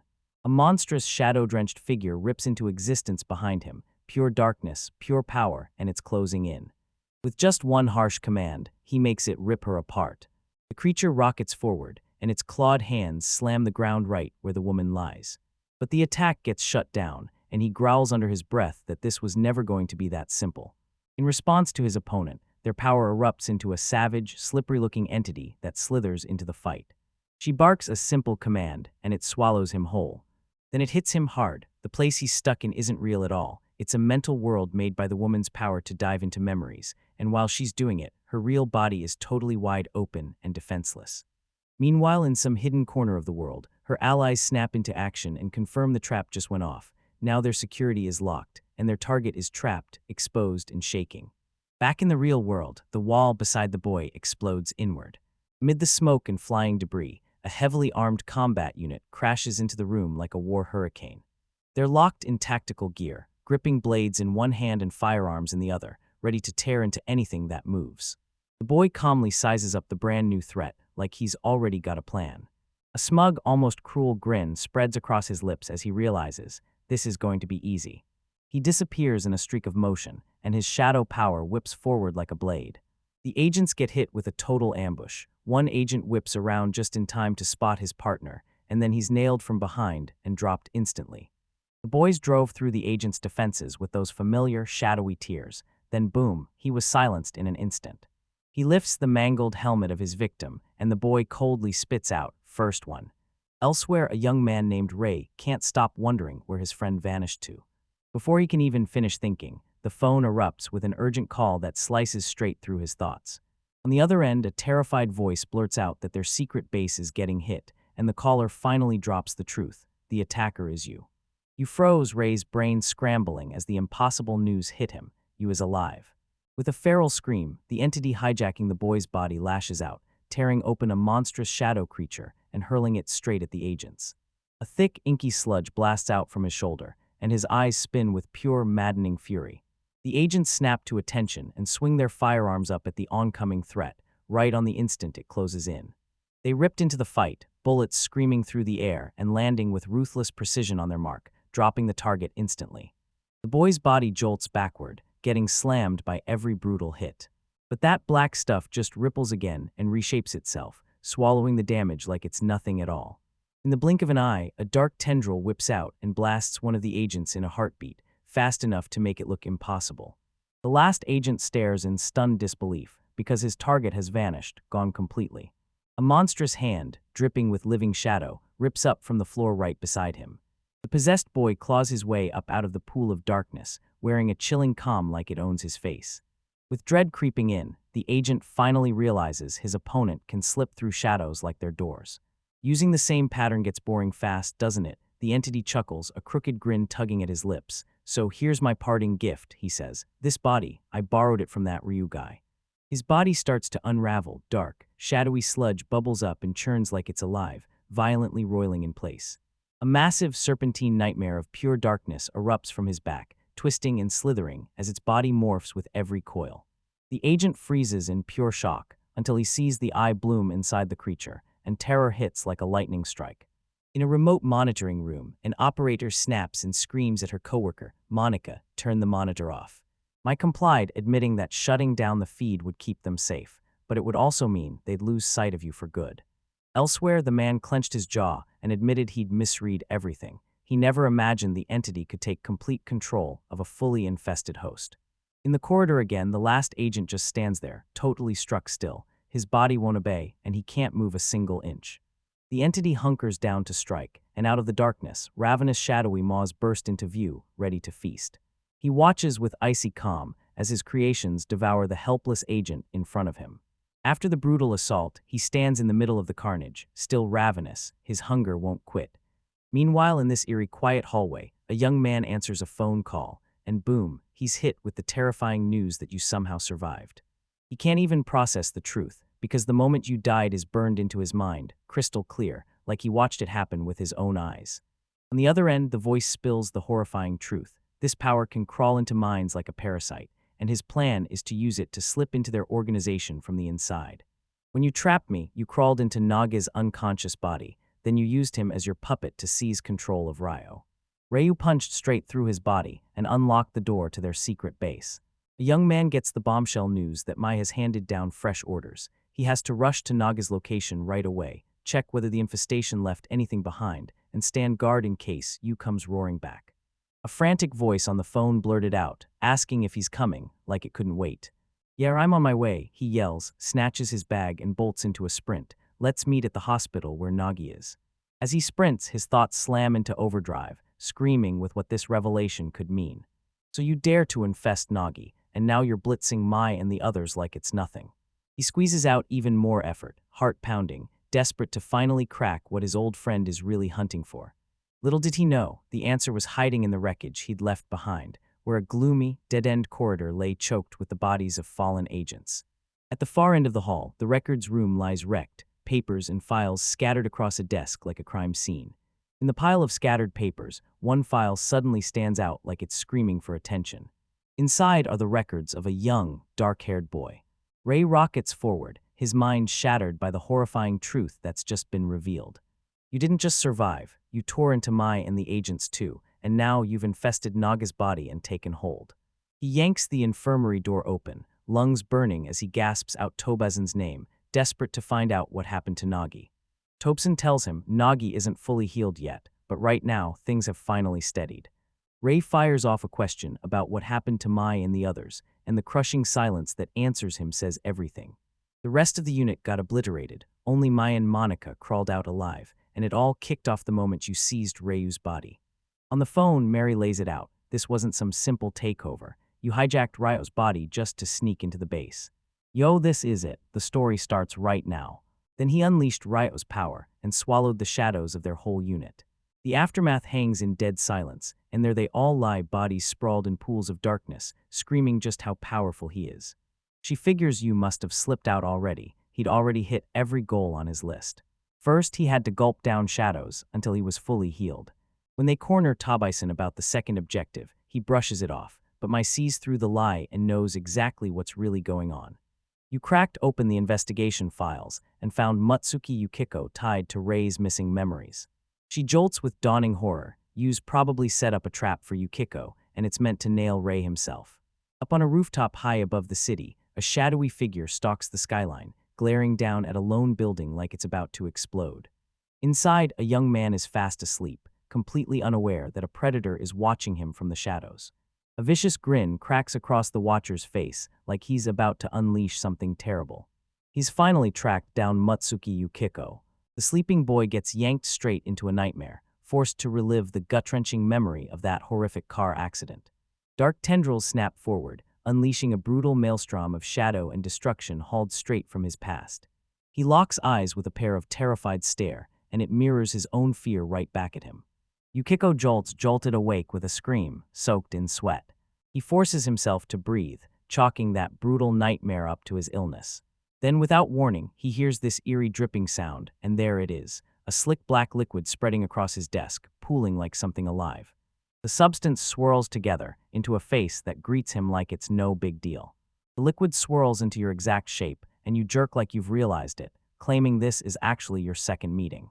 He blurts out an apology for scaring him, then rushes the explanation. He's got no time to mess with the front door and risk someone catching him mid-move. Yukiko froze in disbelief as his life force bled out, and the accident memories in his head kept slipping, blurrier, fainter, until they barely existed. Yulin hovers right in his face, taunting him nonstop about his failing memory. Yukiko shoves him aside, and just like that, Yukamli drops a chilling confession. 10 years back, he did something unforgivable. He swallowed the shadow of Yukiko's precious brother whole. As Yukiko takes in those horrifying words, Yu keeps talking, telling her she won't be long before she turns into nothing but a key. A key that could finally get his hands on Rei's shadow. With that, the form collapses, then a monstrous shadow creature crawls into existence. Yukiko is slammed by pure terror. She can't move a muscle. The weight of his past crashes into the monster in front of him, smashing his senses to pieces. The shock hits like a punch, and he crumples to the ground, knocked out cold. Then the possessed Ryo bursts into view, hoisting Yukiko's limp body like it weighs nothing, muttering about how fragile human minds really are as he claims the fruits of his work. He cradles the unconscious boy like a trophy, delivering him straight into Yu's hands. Manic laughter slams through the air as he looms over the fallen Yukito, eyes blazing with pure triumph.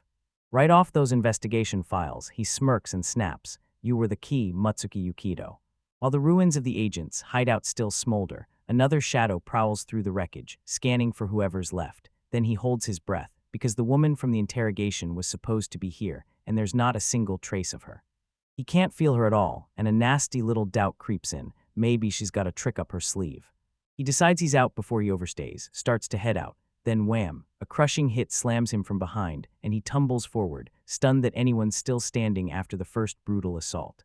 Huddled in the wreckage, the lone survivor holds his breath, staring for the moment that confirms his attack hit. Then right as it happens, the attacker yells out in shock because an unseen force has pinned him dead still. The first man's massive cut, dark blood blooming across his back, and yeah, he almost admits it was a close one if only he were human. To his enemy's horror, that brutal wound snaps shut in an instant, totally clean, no scar left behind. He whips his gaze back to his paralyzed foe with a cruel grin and asks, "So what happens to you now?" An idea snaps into his head. "Oh, I get it. Then how about you give me a tour of this whole base?" A grim smear of blood stains the long, sterile corridor floor, cutting a cruel trail straight ahead. In the office, the winner slams into his seat and digs through the agent's records, rifling past scattered papers like every clue matters. He digs up a file that lays bare the link between Matsuki Yukido and Tsukumo Rei.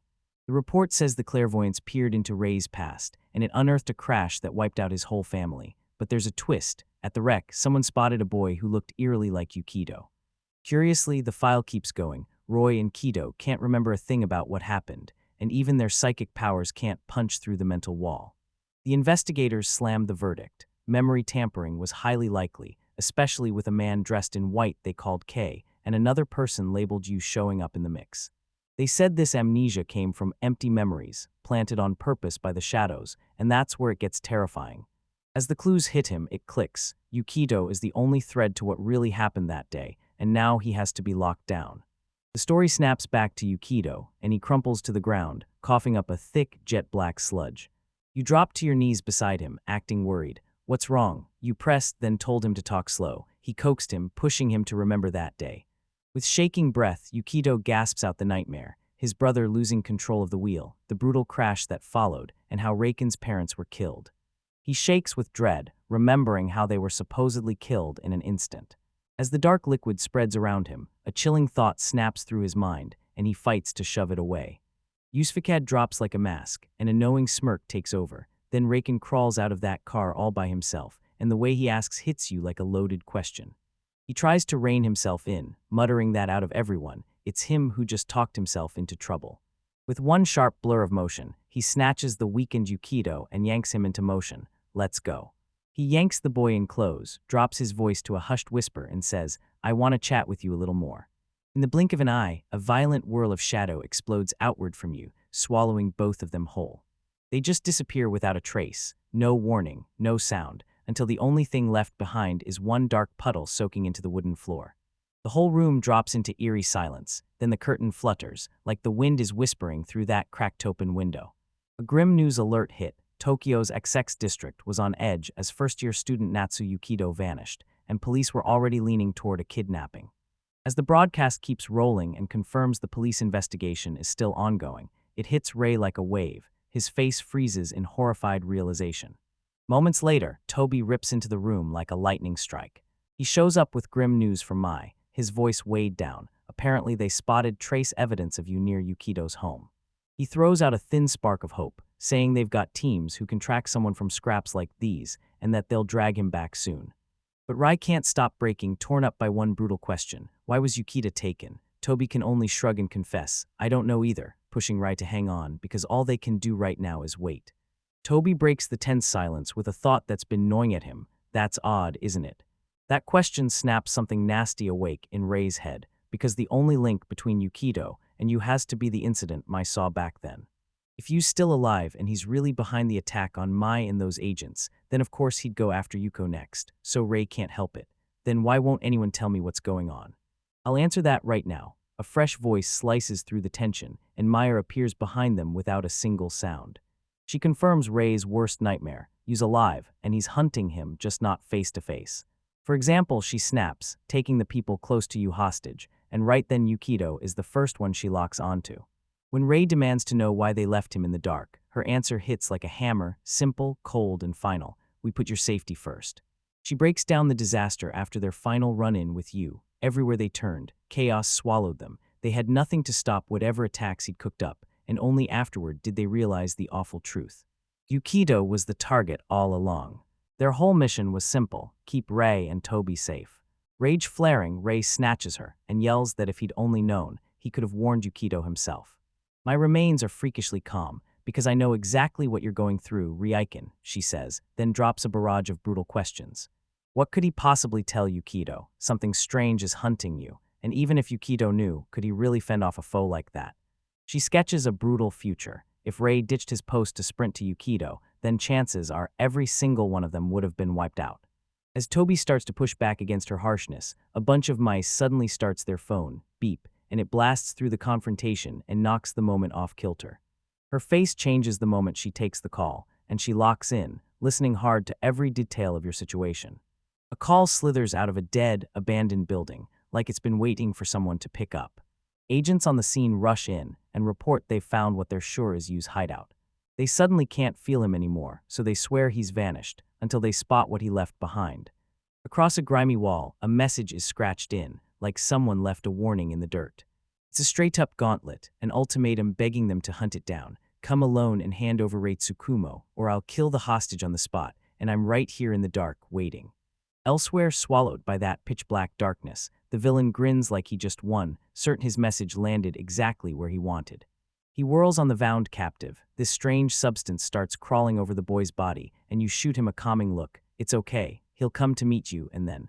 As he talks, the hostage's body starts to twist and morph in a sickening, horrifying way. On the phone, you lay down a ruthless ultimatum. Your message lands like ice. Come alone and hand over Rei Tsukumo, or the hostage dies, and you'll be waiting in the dark. Then they scramble to trace where you are from your writing, hard as hell, but not hopeless. It's crystal clear. First, they've got to get the information. The moment someone brings up those writings, it instantly sparks a chilling question: what happened out there? That news is a tiny spark in a crushing, suffocating silence. Yukito's alive, but beyond that, they've got zero answers. One of them surges toward her in pure panic, but wham, an outstretched hand slams in and stops her cold. Right now, there's nothing I can do, says the voice with iron certainty, and it's the same for you. A projector roars awake, blasting a sharp beam of light straight through the dark room.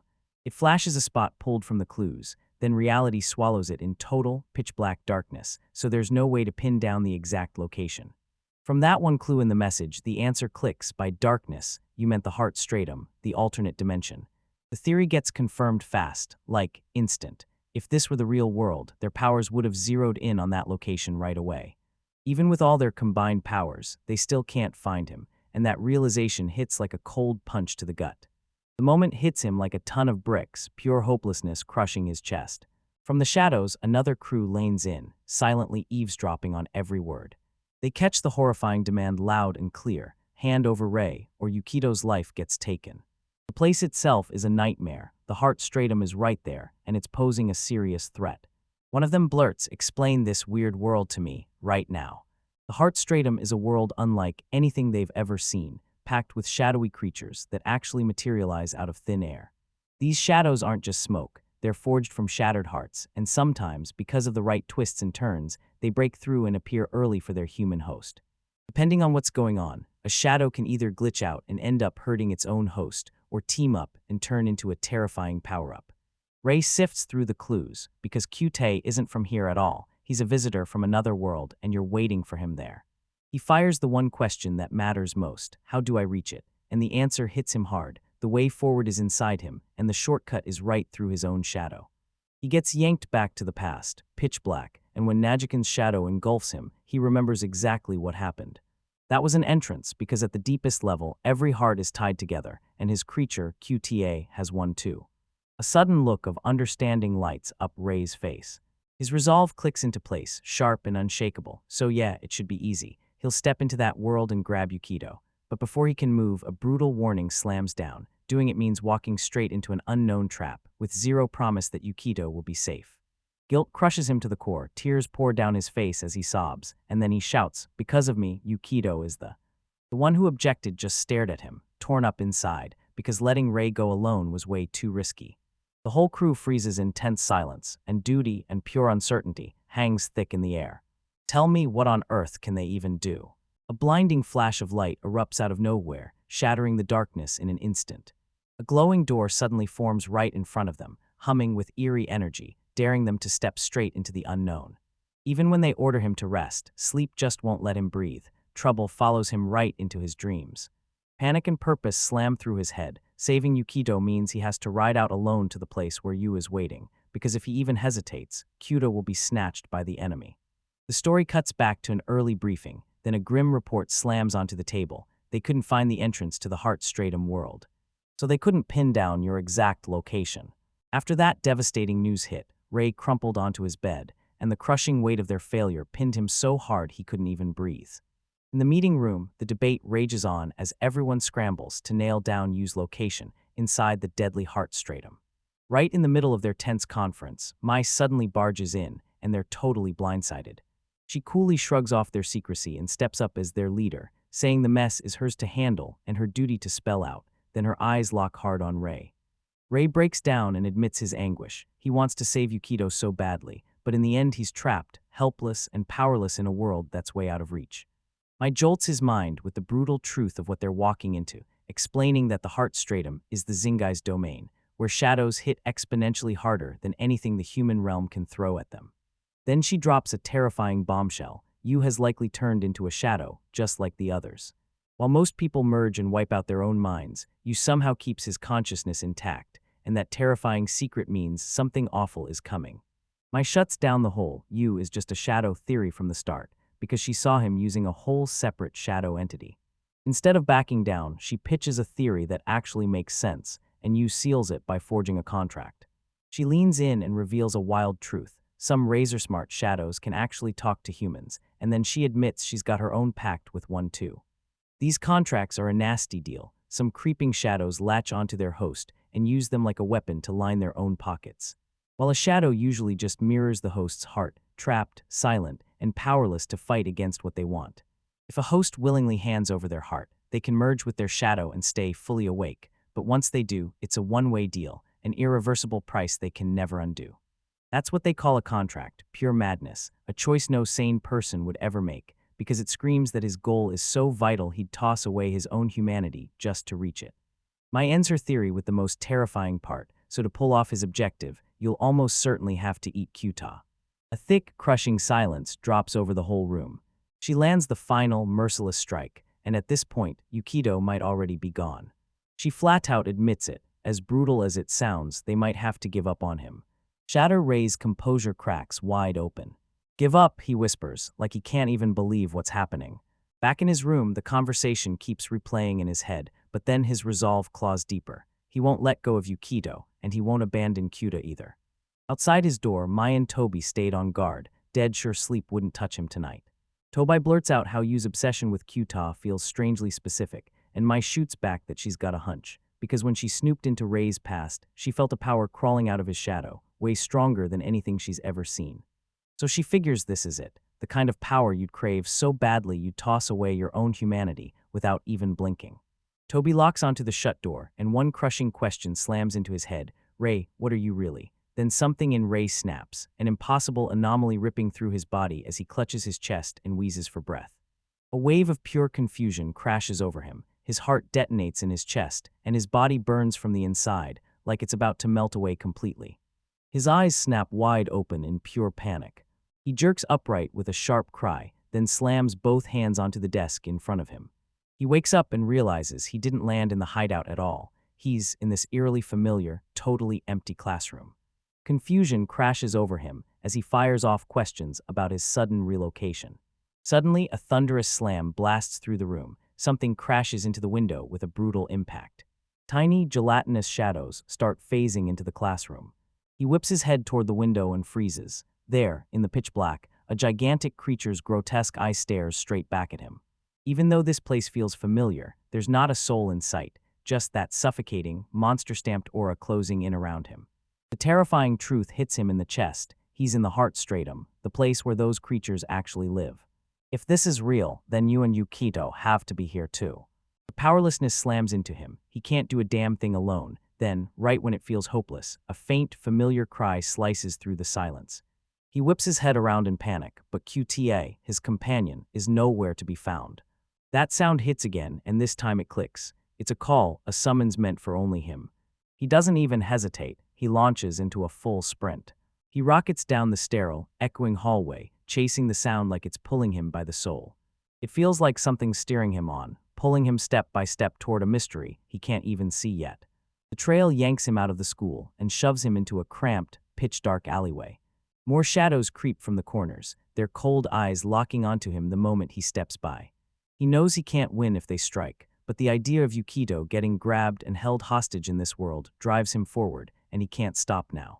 A huge shadow slams across his path, and with a cavernous growl it lunges straight at him. Terror locks him in place. His body won't move as that monster crowds over him, teeth bared and ready to strike. Right when the creature lunges, a nearby door squeals open, then a hand shoots out of the darkness. He gets yanked violently out of the way at the last second, barely dodging the shadow's strike, and the second he's dragged into the doorway, it all happens too fast to breathe.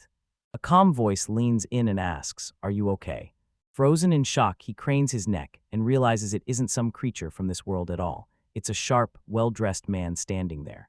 He just freezes in disbelief, trying to wrap his mind around the fact that another human is standing in this nightmare. The man whips his head over his shoulder at the snarling shadows and knows this quiet won't last. He hauls the boy up to his feet and ushers him into safety inside his nearby lab. "Don't be so on guard," the man says, flashing a knowing look like he already sees what you're thinking. "So you want to know, everything about your past and the real you hiding underneath it all." A shadowy figure leans in, murmuring in a voice so low it sends chills down your spine. "You want to know, right? Then tell me about your past and the truth about what you truly are." The boy flinched hard, and his thoughts scattered like sparks from that insinuation. A terrifying vision of a multi-eyed creature snaps through his mind in a flash. He finds himself in a totally ordinary room, sitting right across from the man, who suddenly speaks up in a calm voice. "I'm Kusha. I study shadows in the heart stratum. So tell me what brought you here." He can't figure out who this guy really is, and inside, the boy's torn in two. With nobody else to lean on, he's stuck like it's this or nothing. Realizing he's gotten a little too cozy in this weird place, he finally spills every last thing that's happened so far. Kusha just freezes with a grim look, and I realize, yeah, this is the former human who struck a deal with a shadow, and that's bad news.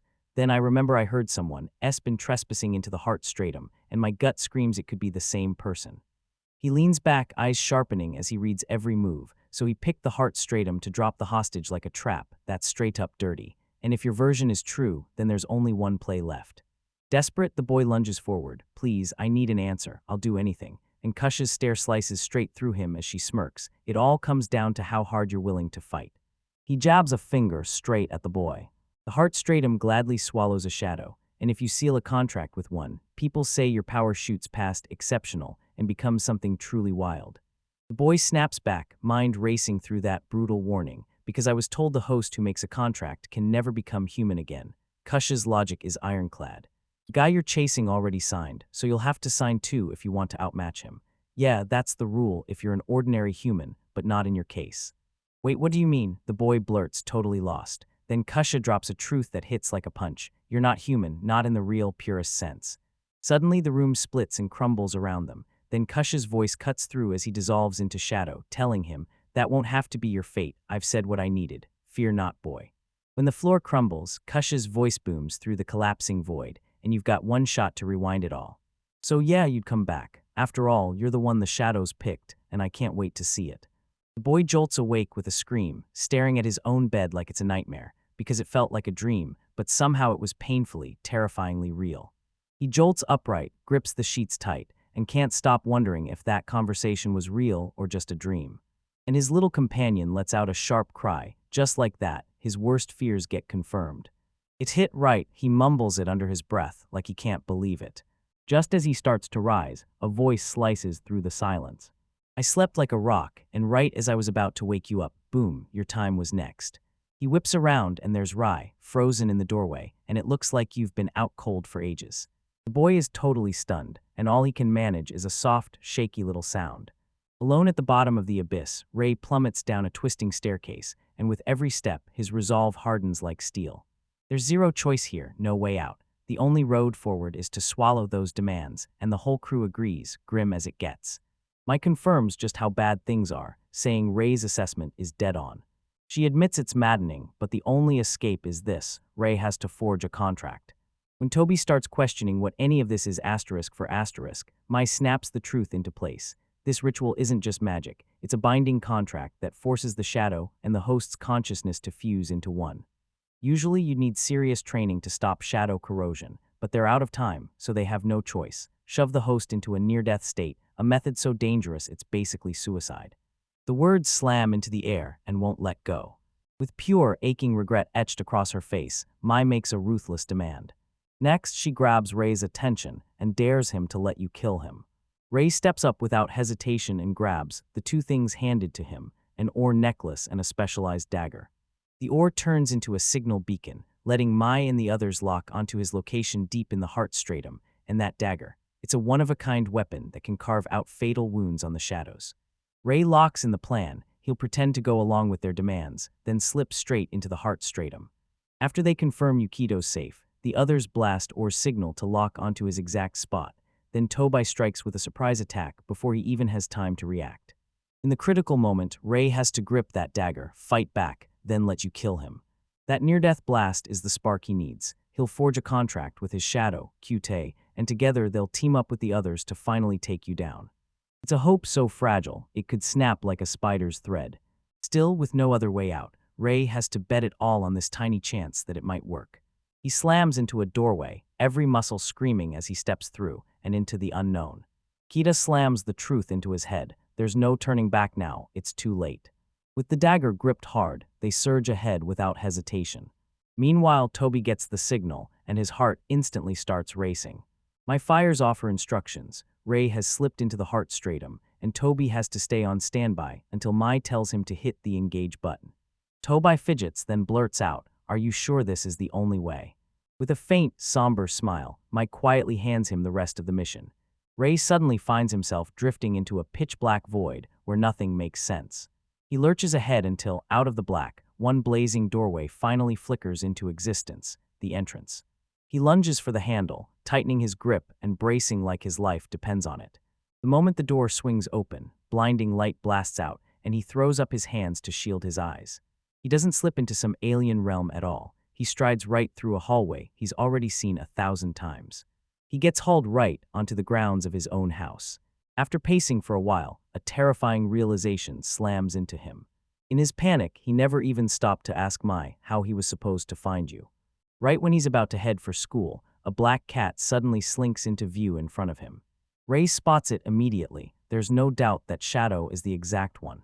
The creature rockets away, and Ray barrels after it, praying it'll guide him straight to his destination. From where she stands, May watches Ray's every move crawl across a digital map, and her worry keeps swelling by the second. She calls Toby, her voice crackling with panic, and pushes him toward a nearby intersection right now. Ray's pursuit grinds on, and the life drains out of him, his body turns heavy, and a brutal fatigue fogs his mind. Through the haze, he locks eyes on a lone figure in the distance, his friend Yukido. "Yukido, are you okay?" Ray shouts as he barrels straight toward him. The boy whips around, and that chilling, unnaturally wide grin snaps onto his face like a nightmare. Ragged, torn clothes cling to him as he speaks in ice-cold calm, then he drops the line, "I've been waiting." Right as he's heading for the start point, a message jolts across his screen, an order, loud and urgent, "Go to the accident scene intersection." Toby's message hits, he's calling it now. A final showdown is coming, and this time it's going to end for good. He trudges into a ghostly, fog-choked crossroads, and bam, there's a figure waiting, and the man greets him like he's been expecting him all along. "I've been waiting for you, Ray-kun," with a small black cat padding beside him. A brutal wave of shock slams into Ray. He spots the face, but it's all wrong, painfully wrong. "Yukido," he mutters, voice cracking with pure disbelief. No, that's not him. There's something wildly different about him, like the universe swapped his soul.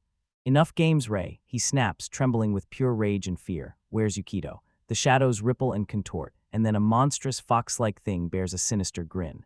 "No need to rush," it purrs, like it's savoring a reunion they've waited far too long for. Steeling himself, the rake barrels toward the imposter. "I came alone like you demanded. Now let Yukido go." The creature looks downright amused. "Yeah, I can see it. Now answer me, and I'll spill where Yukatakan is." He gestures around them, and that ruined intersection sits in thick mist. "Do you recognize it? It's the same spot we're standing in right now." Ray's totally thrown off. "Wait, do you feel it too? This is my first time in the heart stratum, so why does it look so damn familiar?" The creature tells him the heart stratum is a world forged from shadows, an evil mirror of the real world, and that exact overlap exists in both realms. Panic crashes over Ray when he realizes the answer is impossible. These traps are everywhere, so how am I even supposed to remember? Suddenly, a violent flash hits his mind, an overturned, smoking car skidding across the pavement. A sudden spark of recognition slams into him. That car looks way too familiar, terrible memories crash back in, and suddenly I'm right there inside that same vehicle. He gasps, stumbles backward, and the villain's words slam it home. Yep, you were here once. The vision hits again, sharper, clearer, and straight up more horrifying than before. That creature's smile stretches into something monstrous as he lands the final, crushing hit. So tell me, do you remember it now? Because I was right there. That revelation smashes through Ray's calm, sharp pain rips through him, and his mind starts to blur and fade. The creature cackles with twisted glee as a vile dark energy blasts out of its body, whipping around Ray and his tiny companion, QTA. How beautiful it sounds as the shadows twist and writhe. QTA gets swallowed by raw energy as he starts dissolving into a storm of light and dark particles. As his friend crumbles to dust, Ray suddenly feels something solid slam into his palm, like it's being forced there at gunpoint. A voice booms inside his head, laying it bare. This isn't just any gift, it's a deadly dagger that can cut down shadows for good.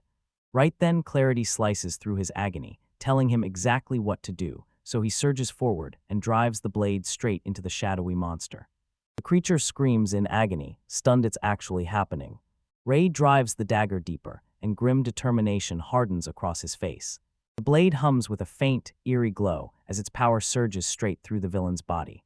With his enemy pinned just out of reach, the spectral weapon buried deep in the threat, one chilling thought cracks through the silence. Could this be his destiny? With a panic scream, he digs into the wound's depth, and his stomach drops when he realizes his blow barely even landed. He digs in with every last ounce of strength, plunging the blade straight into the creature's chest. The beast shrieks in pure agony, its claws gripping the weapon that's been jammed into its flesh. But the boy clenches down with grim determination, refusing to let his opponent rip the blade free. He roars his resolve straight into the monster's face, swearing he'll rescue Yukido and smash the entity they call you. Ray the beast doesn't even flinch, he just blurts his name, and then his body detonates into a brutal burst of energy. The form buckles into dust and darkness, and the boy gets violently thrown back by the blast of its destruction. The last scraps of that creature crumble and vanish right in front of his eyes. Bloodied and wrecked, he drops to his knees, gasping hard, praying the nightmare is finally done. A feeble voice cries his name out loud, like it's the last spark holding on. On the ground, the beast's body crumples back into its human shape, then it begs for help as a sinister, spiky shadow crawls out from its back. A fresh spray of blood splatters across the scene, and the boy freezes in pure, gut-wrenching horror. He can only stare, jaws dropped, completely wrecked with disbelief, like, what the hell is happening right now? His severed former friend's head sits on the ground, melting into a thick black pool, while its face twists in that awful, sickening laugh, mocking him for the terror on his face. The shadow finally talks, and when it does, the truth spills out. It's been fused with a long-dead human body, and that whole time it's been smuggling its disgusting form in the dark. It flashes brutal images of its other victims, Nagi and Ryu, like a threat that won't blink. And Ray, wearing that form now, makes it feel like the universe is laughing at him. The creature lets out a brutal shriek, half agony, half fury, and screams that it's done pretending to be human. It fully transforms, bursting up from the black puddle as a gigantic, terrifying shadow monster. The beast's many heads loom over the boy, and in its twisted voice, pity drips like poison. It towers over him, a terrifying silhouette dripping with despair. It's whispering, this tragedy isn't anyone's fault, there's no big reason behind his suffering. It's just his brutal, non-stop bad luck. After the verdict lands, the monster winds up to strike, hungry to devour the boy and everything he casts. But right when it lunges, a blinding flash rips through the dark like lightning. A brutal force crashes into the creature and rips one of its grotesque heads wide open. A brand new presence looms over the fallen boy, voice steady, as it judges just how brutal that fight was. The mysterious savior whips around to face the shadow beast, and the next battle is ready to explode. Now that his opponent's real identity is exposed, the fight kicks off all over again, harder, faster, and with way more at stake. Now where Tobi Ojiri used to stand, a monstrous, multi-headed shadow beast has taken his place. That creature's voice booms in waves, twisted, layered, and downright grotesque, and I didn't plan on showing this form. It keeps hammering me with words, dredging up a wound I thought I'd buried. Ray-kun, you never should have had something that dangerous, and it's just brutal that it was you who had to land the final blow on Yukito-kun. The words hit him like a sucker punch, and instant tears of anguish and pure rage flood his eyes. He grips the weapon hard, fury shaking his voice, bastard. And the beast seems to eat that as a straight-up compliment. All right, watch it unfurl those shadowy arms like a nightmare, stretching wide as it gears up to strike. Let's go. The boy throws himself on the defensive right away, narrowly slipping past a brutal hit from the shadowy creature. He keeps his eyes locked ahead, but just like that, the beast disappears in a single blink. Right in front of him, it snaps back into view, multiple maws tear open, gaping wide like it's ready to swallow him whole. A bone-crushing strike slams the ground right where he was standing a second ago. The moment he steadies himself, the floor turns to slime, splattering into a corrosive pool that burns as it spreads. He whips back, heat like fire licking his side, and dread hits hard. This ground isn't just hot, it's fully melted. The beast looms in the bubbling sludge, a terrifying force that's not messing around. Hit the ground already. This boy knows he has no other move, because he can't afford to be picky about how he does it. He rises up to stare the monster down, determination burning bright in his eyes. He gets blasted clean off his feet by yet another brutal hit. He slams across the floor, catches himself at the last second, and clutches the tiny creature in his hand like it's priceless. As the beast slams in again, he whips the creature forward and takes the hit head-on. He snaps his guard up and parries the shadowy tendril head-on. And he slams his will back against that brutal force. He whips around on pure momentum, bursting away from danger and sliding into position in one smooth, fluid move. He's panting, barely keeping up with the sheer speed of the exchange. It hits so fast his brain can't even process it, and all he can do is react. That beast looks impressed, because you can fuse with your shadow and still stay fully awake, and now your reaction speed is starting to match my growing strength. The moment he finally gets it, the gap in power between them hits him like a truck. No wonder he'd never stood a chance against him back then. As his power fully ignites, a monstrous three-headed shadow blasts out of him, roaring with raw, terrifying energy.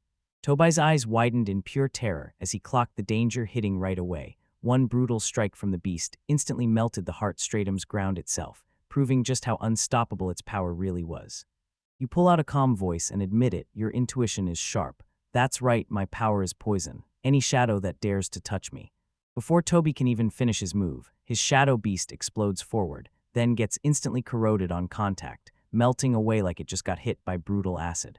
Toby jolts back and grips his arm in sharp pain. He knows a stray shard of shadow snuck through a crack earlier, and now it's eating away at him, spreading fast, because he can't hold his form against that corruption. He stares in shock as his power gets corroded, then ripped away piece by piece. Sorry, does it hurt? You ask, but the way he speaks gives zero real sympathy. I can't even control how hard this power hits on my own. I didn't want it to end like this, Agajiri-kun. I just wanted to eat Rei-kun's shadow. He shoots a look at the others, and then realizes that because you stepped in, more people still had to be sacrificed. Pain screamed through Toby's body and poison burned his veins, but his face locked into pure defiance. Wow, your words hit like a punch, and yeah, they almost impressed me. But listen, you still haven't lost that fire to fight. Tobai is barely able to lift himself, and his shadow companion snarls that the damage is way worse than he thought. It's bigger than I expected, the creature hissed, and you still can't merge with me like this. Watching his opponents line up, you stepped in and demanded an answer. What can I do for you? Then you smiled like you were owed respect and said, all right, I'll let you in on my secret. But he kicks things off with a tale from the past. Once upon a time, there was a girl who cherished her family, spending simple, cozy days with the ones who couldn't ever be replaced. Then boom, one day she vanished like smoke, like she'd never even existed at all, and her brother was left totally baffled. A horrifying thing had happened. Everyone except him erased her from their minds completely, so he tore through the world hunting nonstop, but not a single clue ever surfaced. It felt like the whole world was getting repainted, layer by layer, until it scrubbed her out of reality like she was never meant to exist.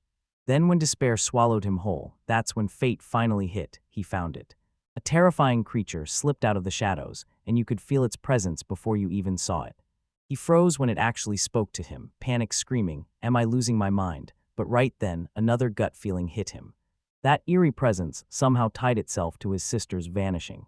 The creature dangled a deal in front of him and demanded the truth. Where was the person he was hunting? He could spill it, no problem. The boy dropped to the edge of panic, begging for mercy and stressing one thing over and over. His sister mattered more than anything. The The monster's voice hit like a verdict. You cost me everything, and I'm taking your life. So the boy signed the contract, and just like that, he chose to become the monster himself. The flashback snaps shut, and Yu's voice goes icy again. So did he find his sister or not? Who cares? That's none of your business now. He stares at the fallen Tobai like, this is my duty. It's a vow, no excuses. I've got to team up with that monster and go after its target, and then the three-headed beast snaps its focus to yet another body crumpled on the ground. And with the fight beaten out of him, Tobai can only mutter a trembling apology to the one he let down. Sorry.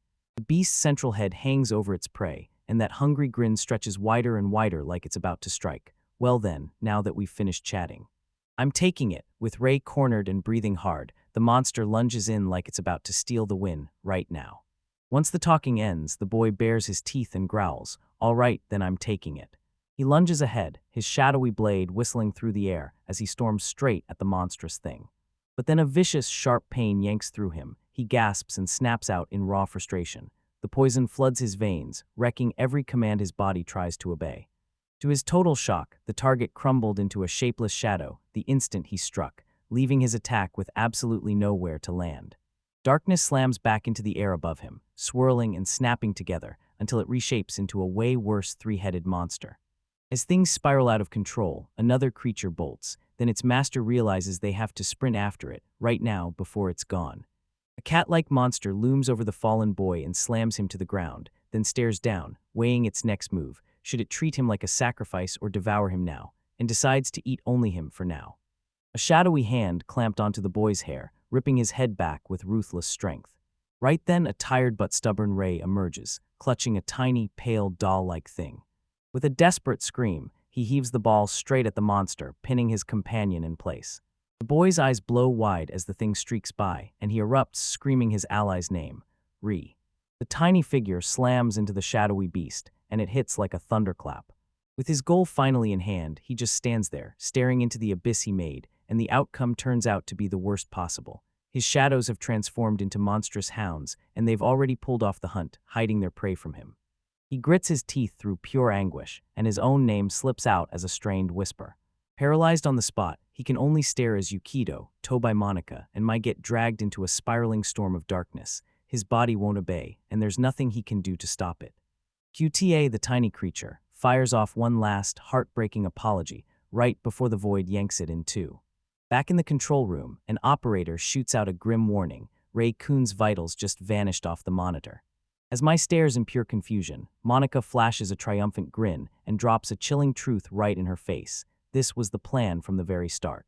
Now that her work's finished, she looks you in the eye and calmly says, I'm handing the rest to you. Elsewhere, a boy jolts awake, eyes snapping wide with pure shock. He slams into an endless, silent darkness. Where am I? And he frantically checks, sure enough, that he can still move his body. He shoots to his feet and yells into the suffocating darkness, frantically scanning for QTA and Tobi-san. Then the memory snaps back with brutal clarity. He gets swallowed whole by the creature you unleashed. The implication smacks him like a punch, and his thoughts snap to one terrifying truth: he has to be dead.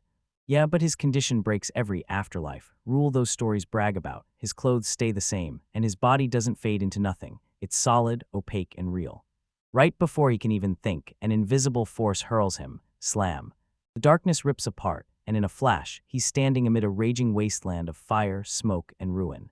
Utterly stunned, he can't stop himself. How did he get yanked from the void and dumped here in a single heartbeat? Across from him, another figure stands, an eerie mirror of himself.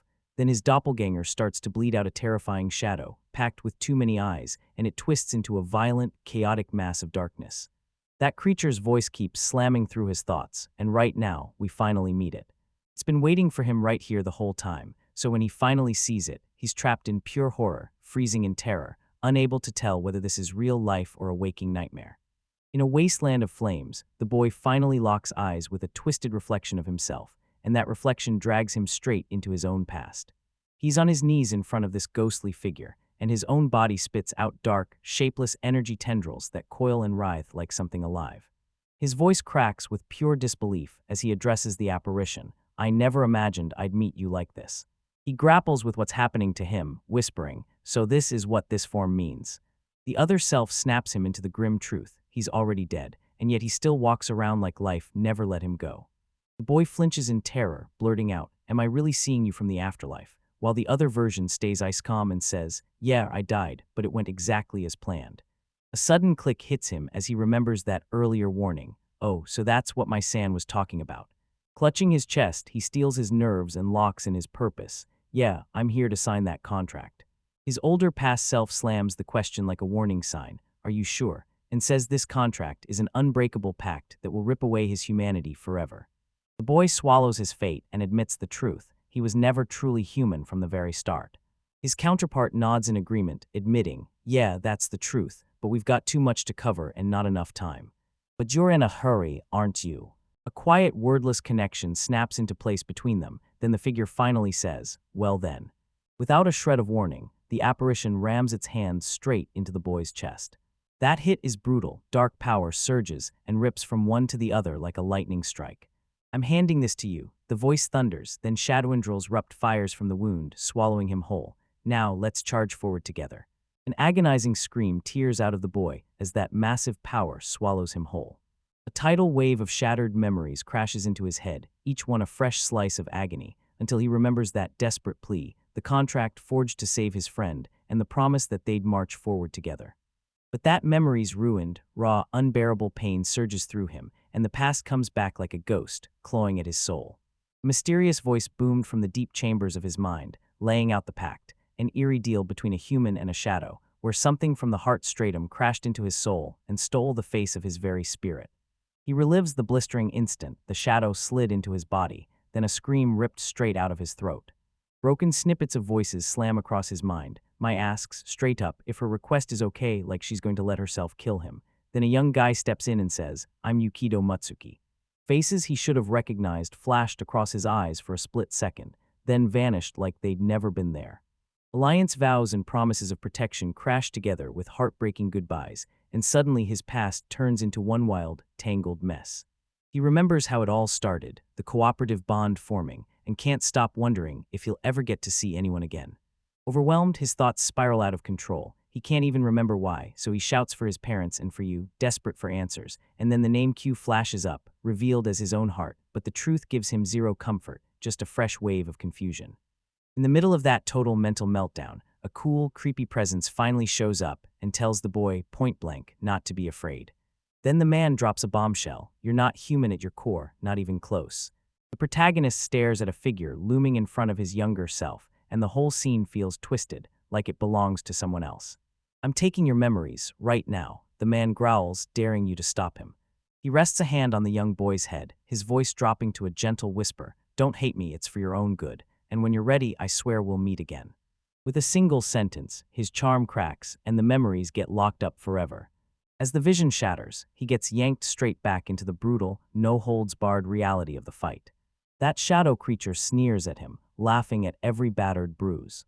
Ignoring the pain in his own body, he lunges for answers from the beast. "So I've got one question. After it devoured QTA, did anything even change?" The creature laughs off his worry, and with one brutal reminder, it tells him the end is right around the corner. Ignoring the danger, he surges ahead and smashes the creature with a brutal, ferocious hit. The shadow recoils in sharp, burning pain. Just as he's about to strike, a whole new presence crashes into the fight and stops him cold. With a blur of motion, the creature's arm gets ripped off in a violent burst, and it sails through the air, gone for good. A brand new figure has stepped onto the battlefield, and the protagonist freezes in disbelief at how his arms get chopped off in one blinding, impossible strike, raw power so fast it's unreal, while the worst part is who that newcomer actually is. A familiar face peeks out from under that dark, hooded shadow. Ray barely breathes as he whispers, still stunned, because that mysterious figure is wrapped in a monstrous, shadowy aura that practically crawls off their skin. The hunter didn't just lose control, suddenly he became the meal. The shadowy beast jerks back in pure shock, its whole mind spinning. How did you get out?" It hisses, and a name slips out of its mouth like a dying ray. Ray doesn't say a thing. He rockets forward, a blur of pure motion. He slams down hard, kicking up a storm of dust and scattered debris. Something in the creature's core starts to unravel as a shadowy, unseen attack chews it apart from within. The beast spits out disbelief, but Ray isn't throwing around brute force. His power comes straight from a contract, the same kind the beast lives on, and Mai's scheme worked like a charm. She locked in a pact with Oda while he was hanging on by a thread, right as death was closing in. The creature was totally stunned. Ray burst out of its stomach, and it never once felt an attack. A chilling realization creeps in and hits like a nightmare. This whole thing has been a lie. It's been played.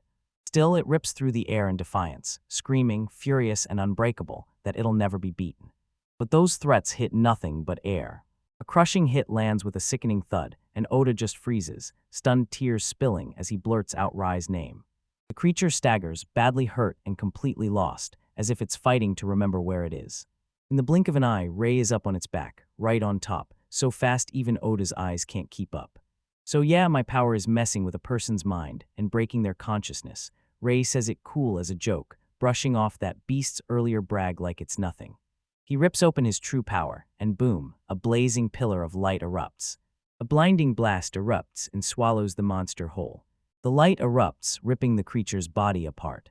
It starts to crumble fast, melting away against its own will, and in my body's last seconds, I shriek as everything breaks apart.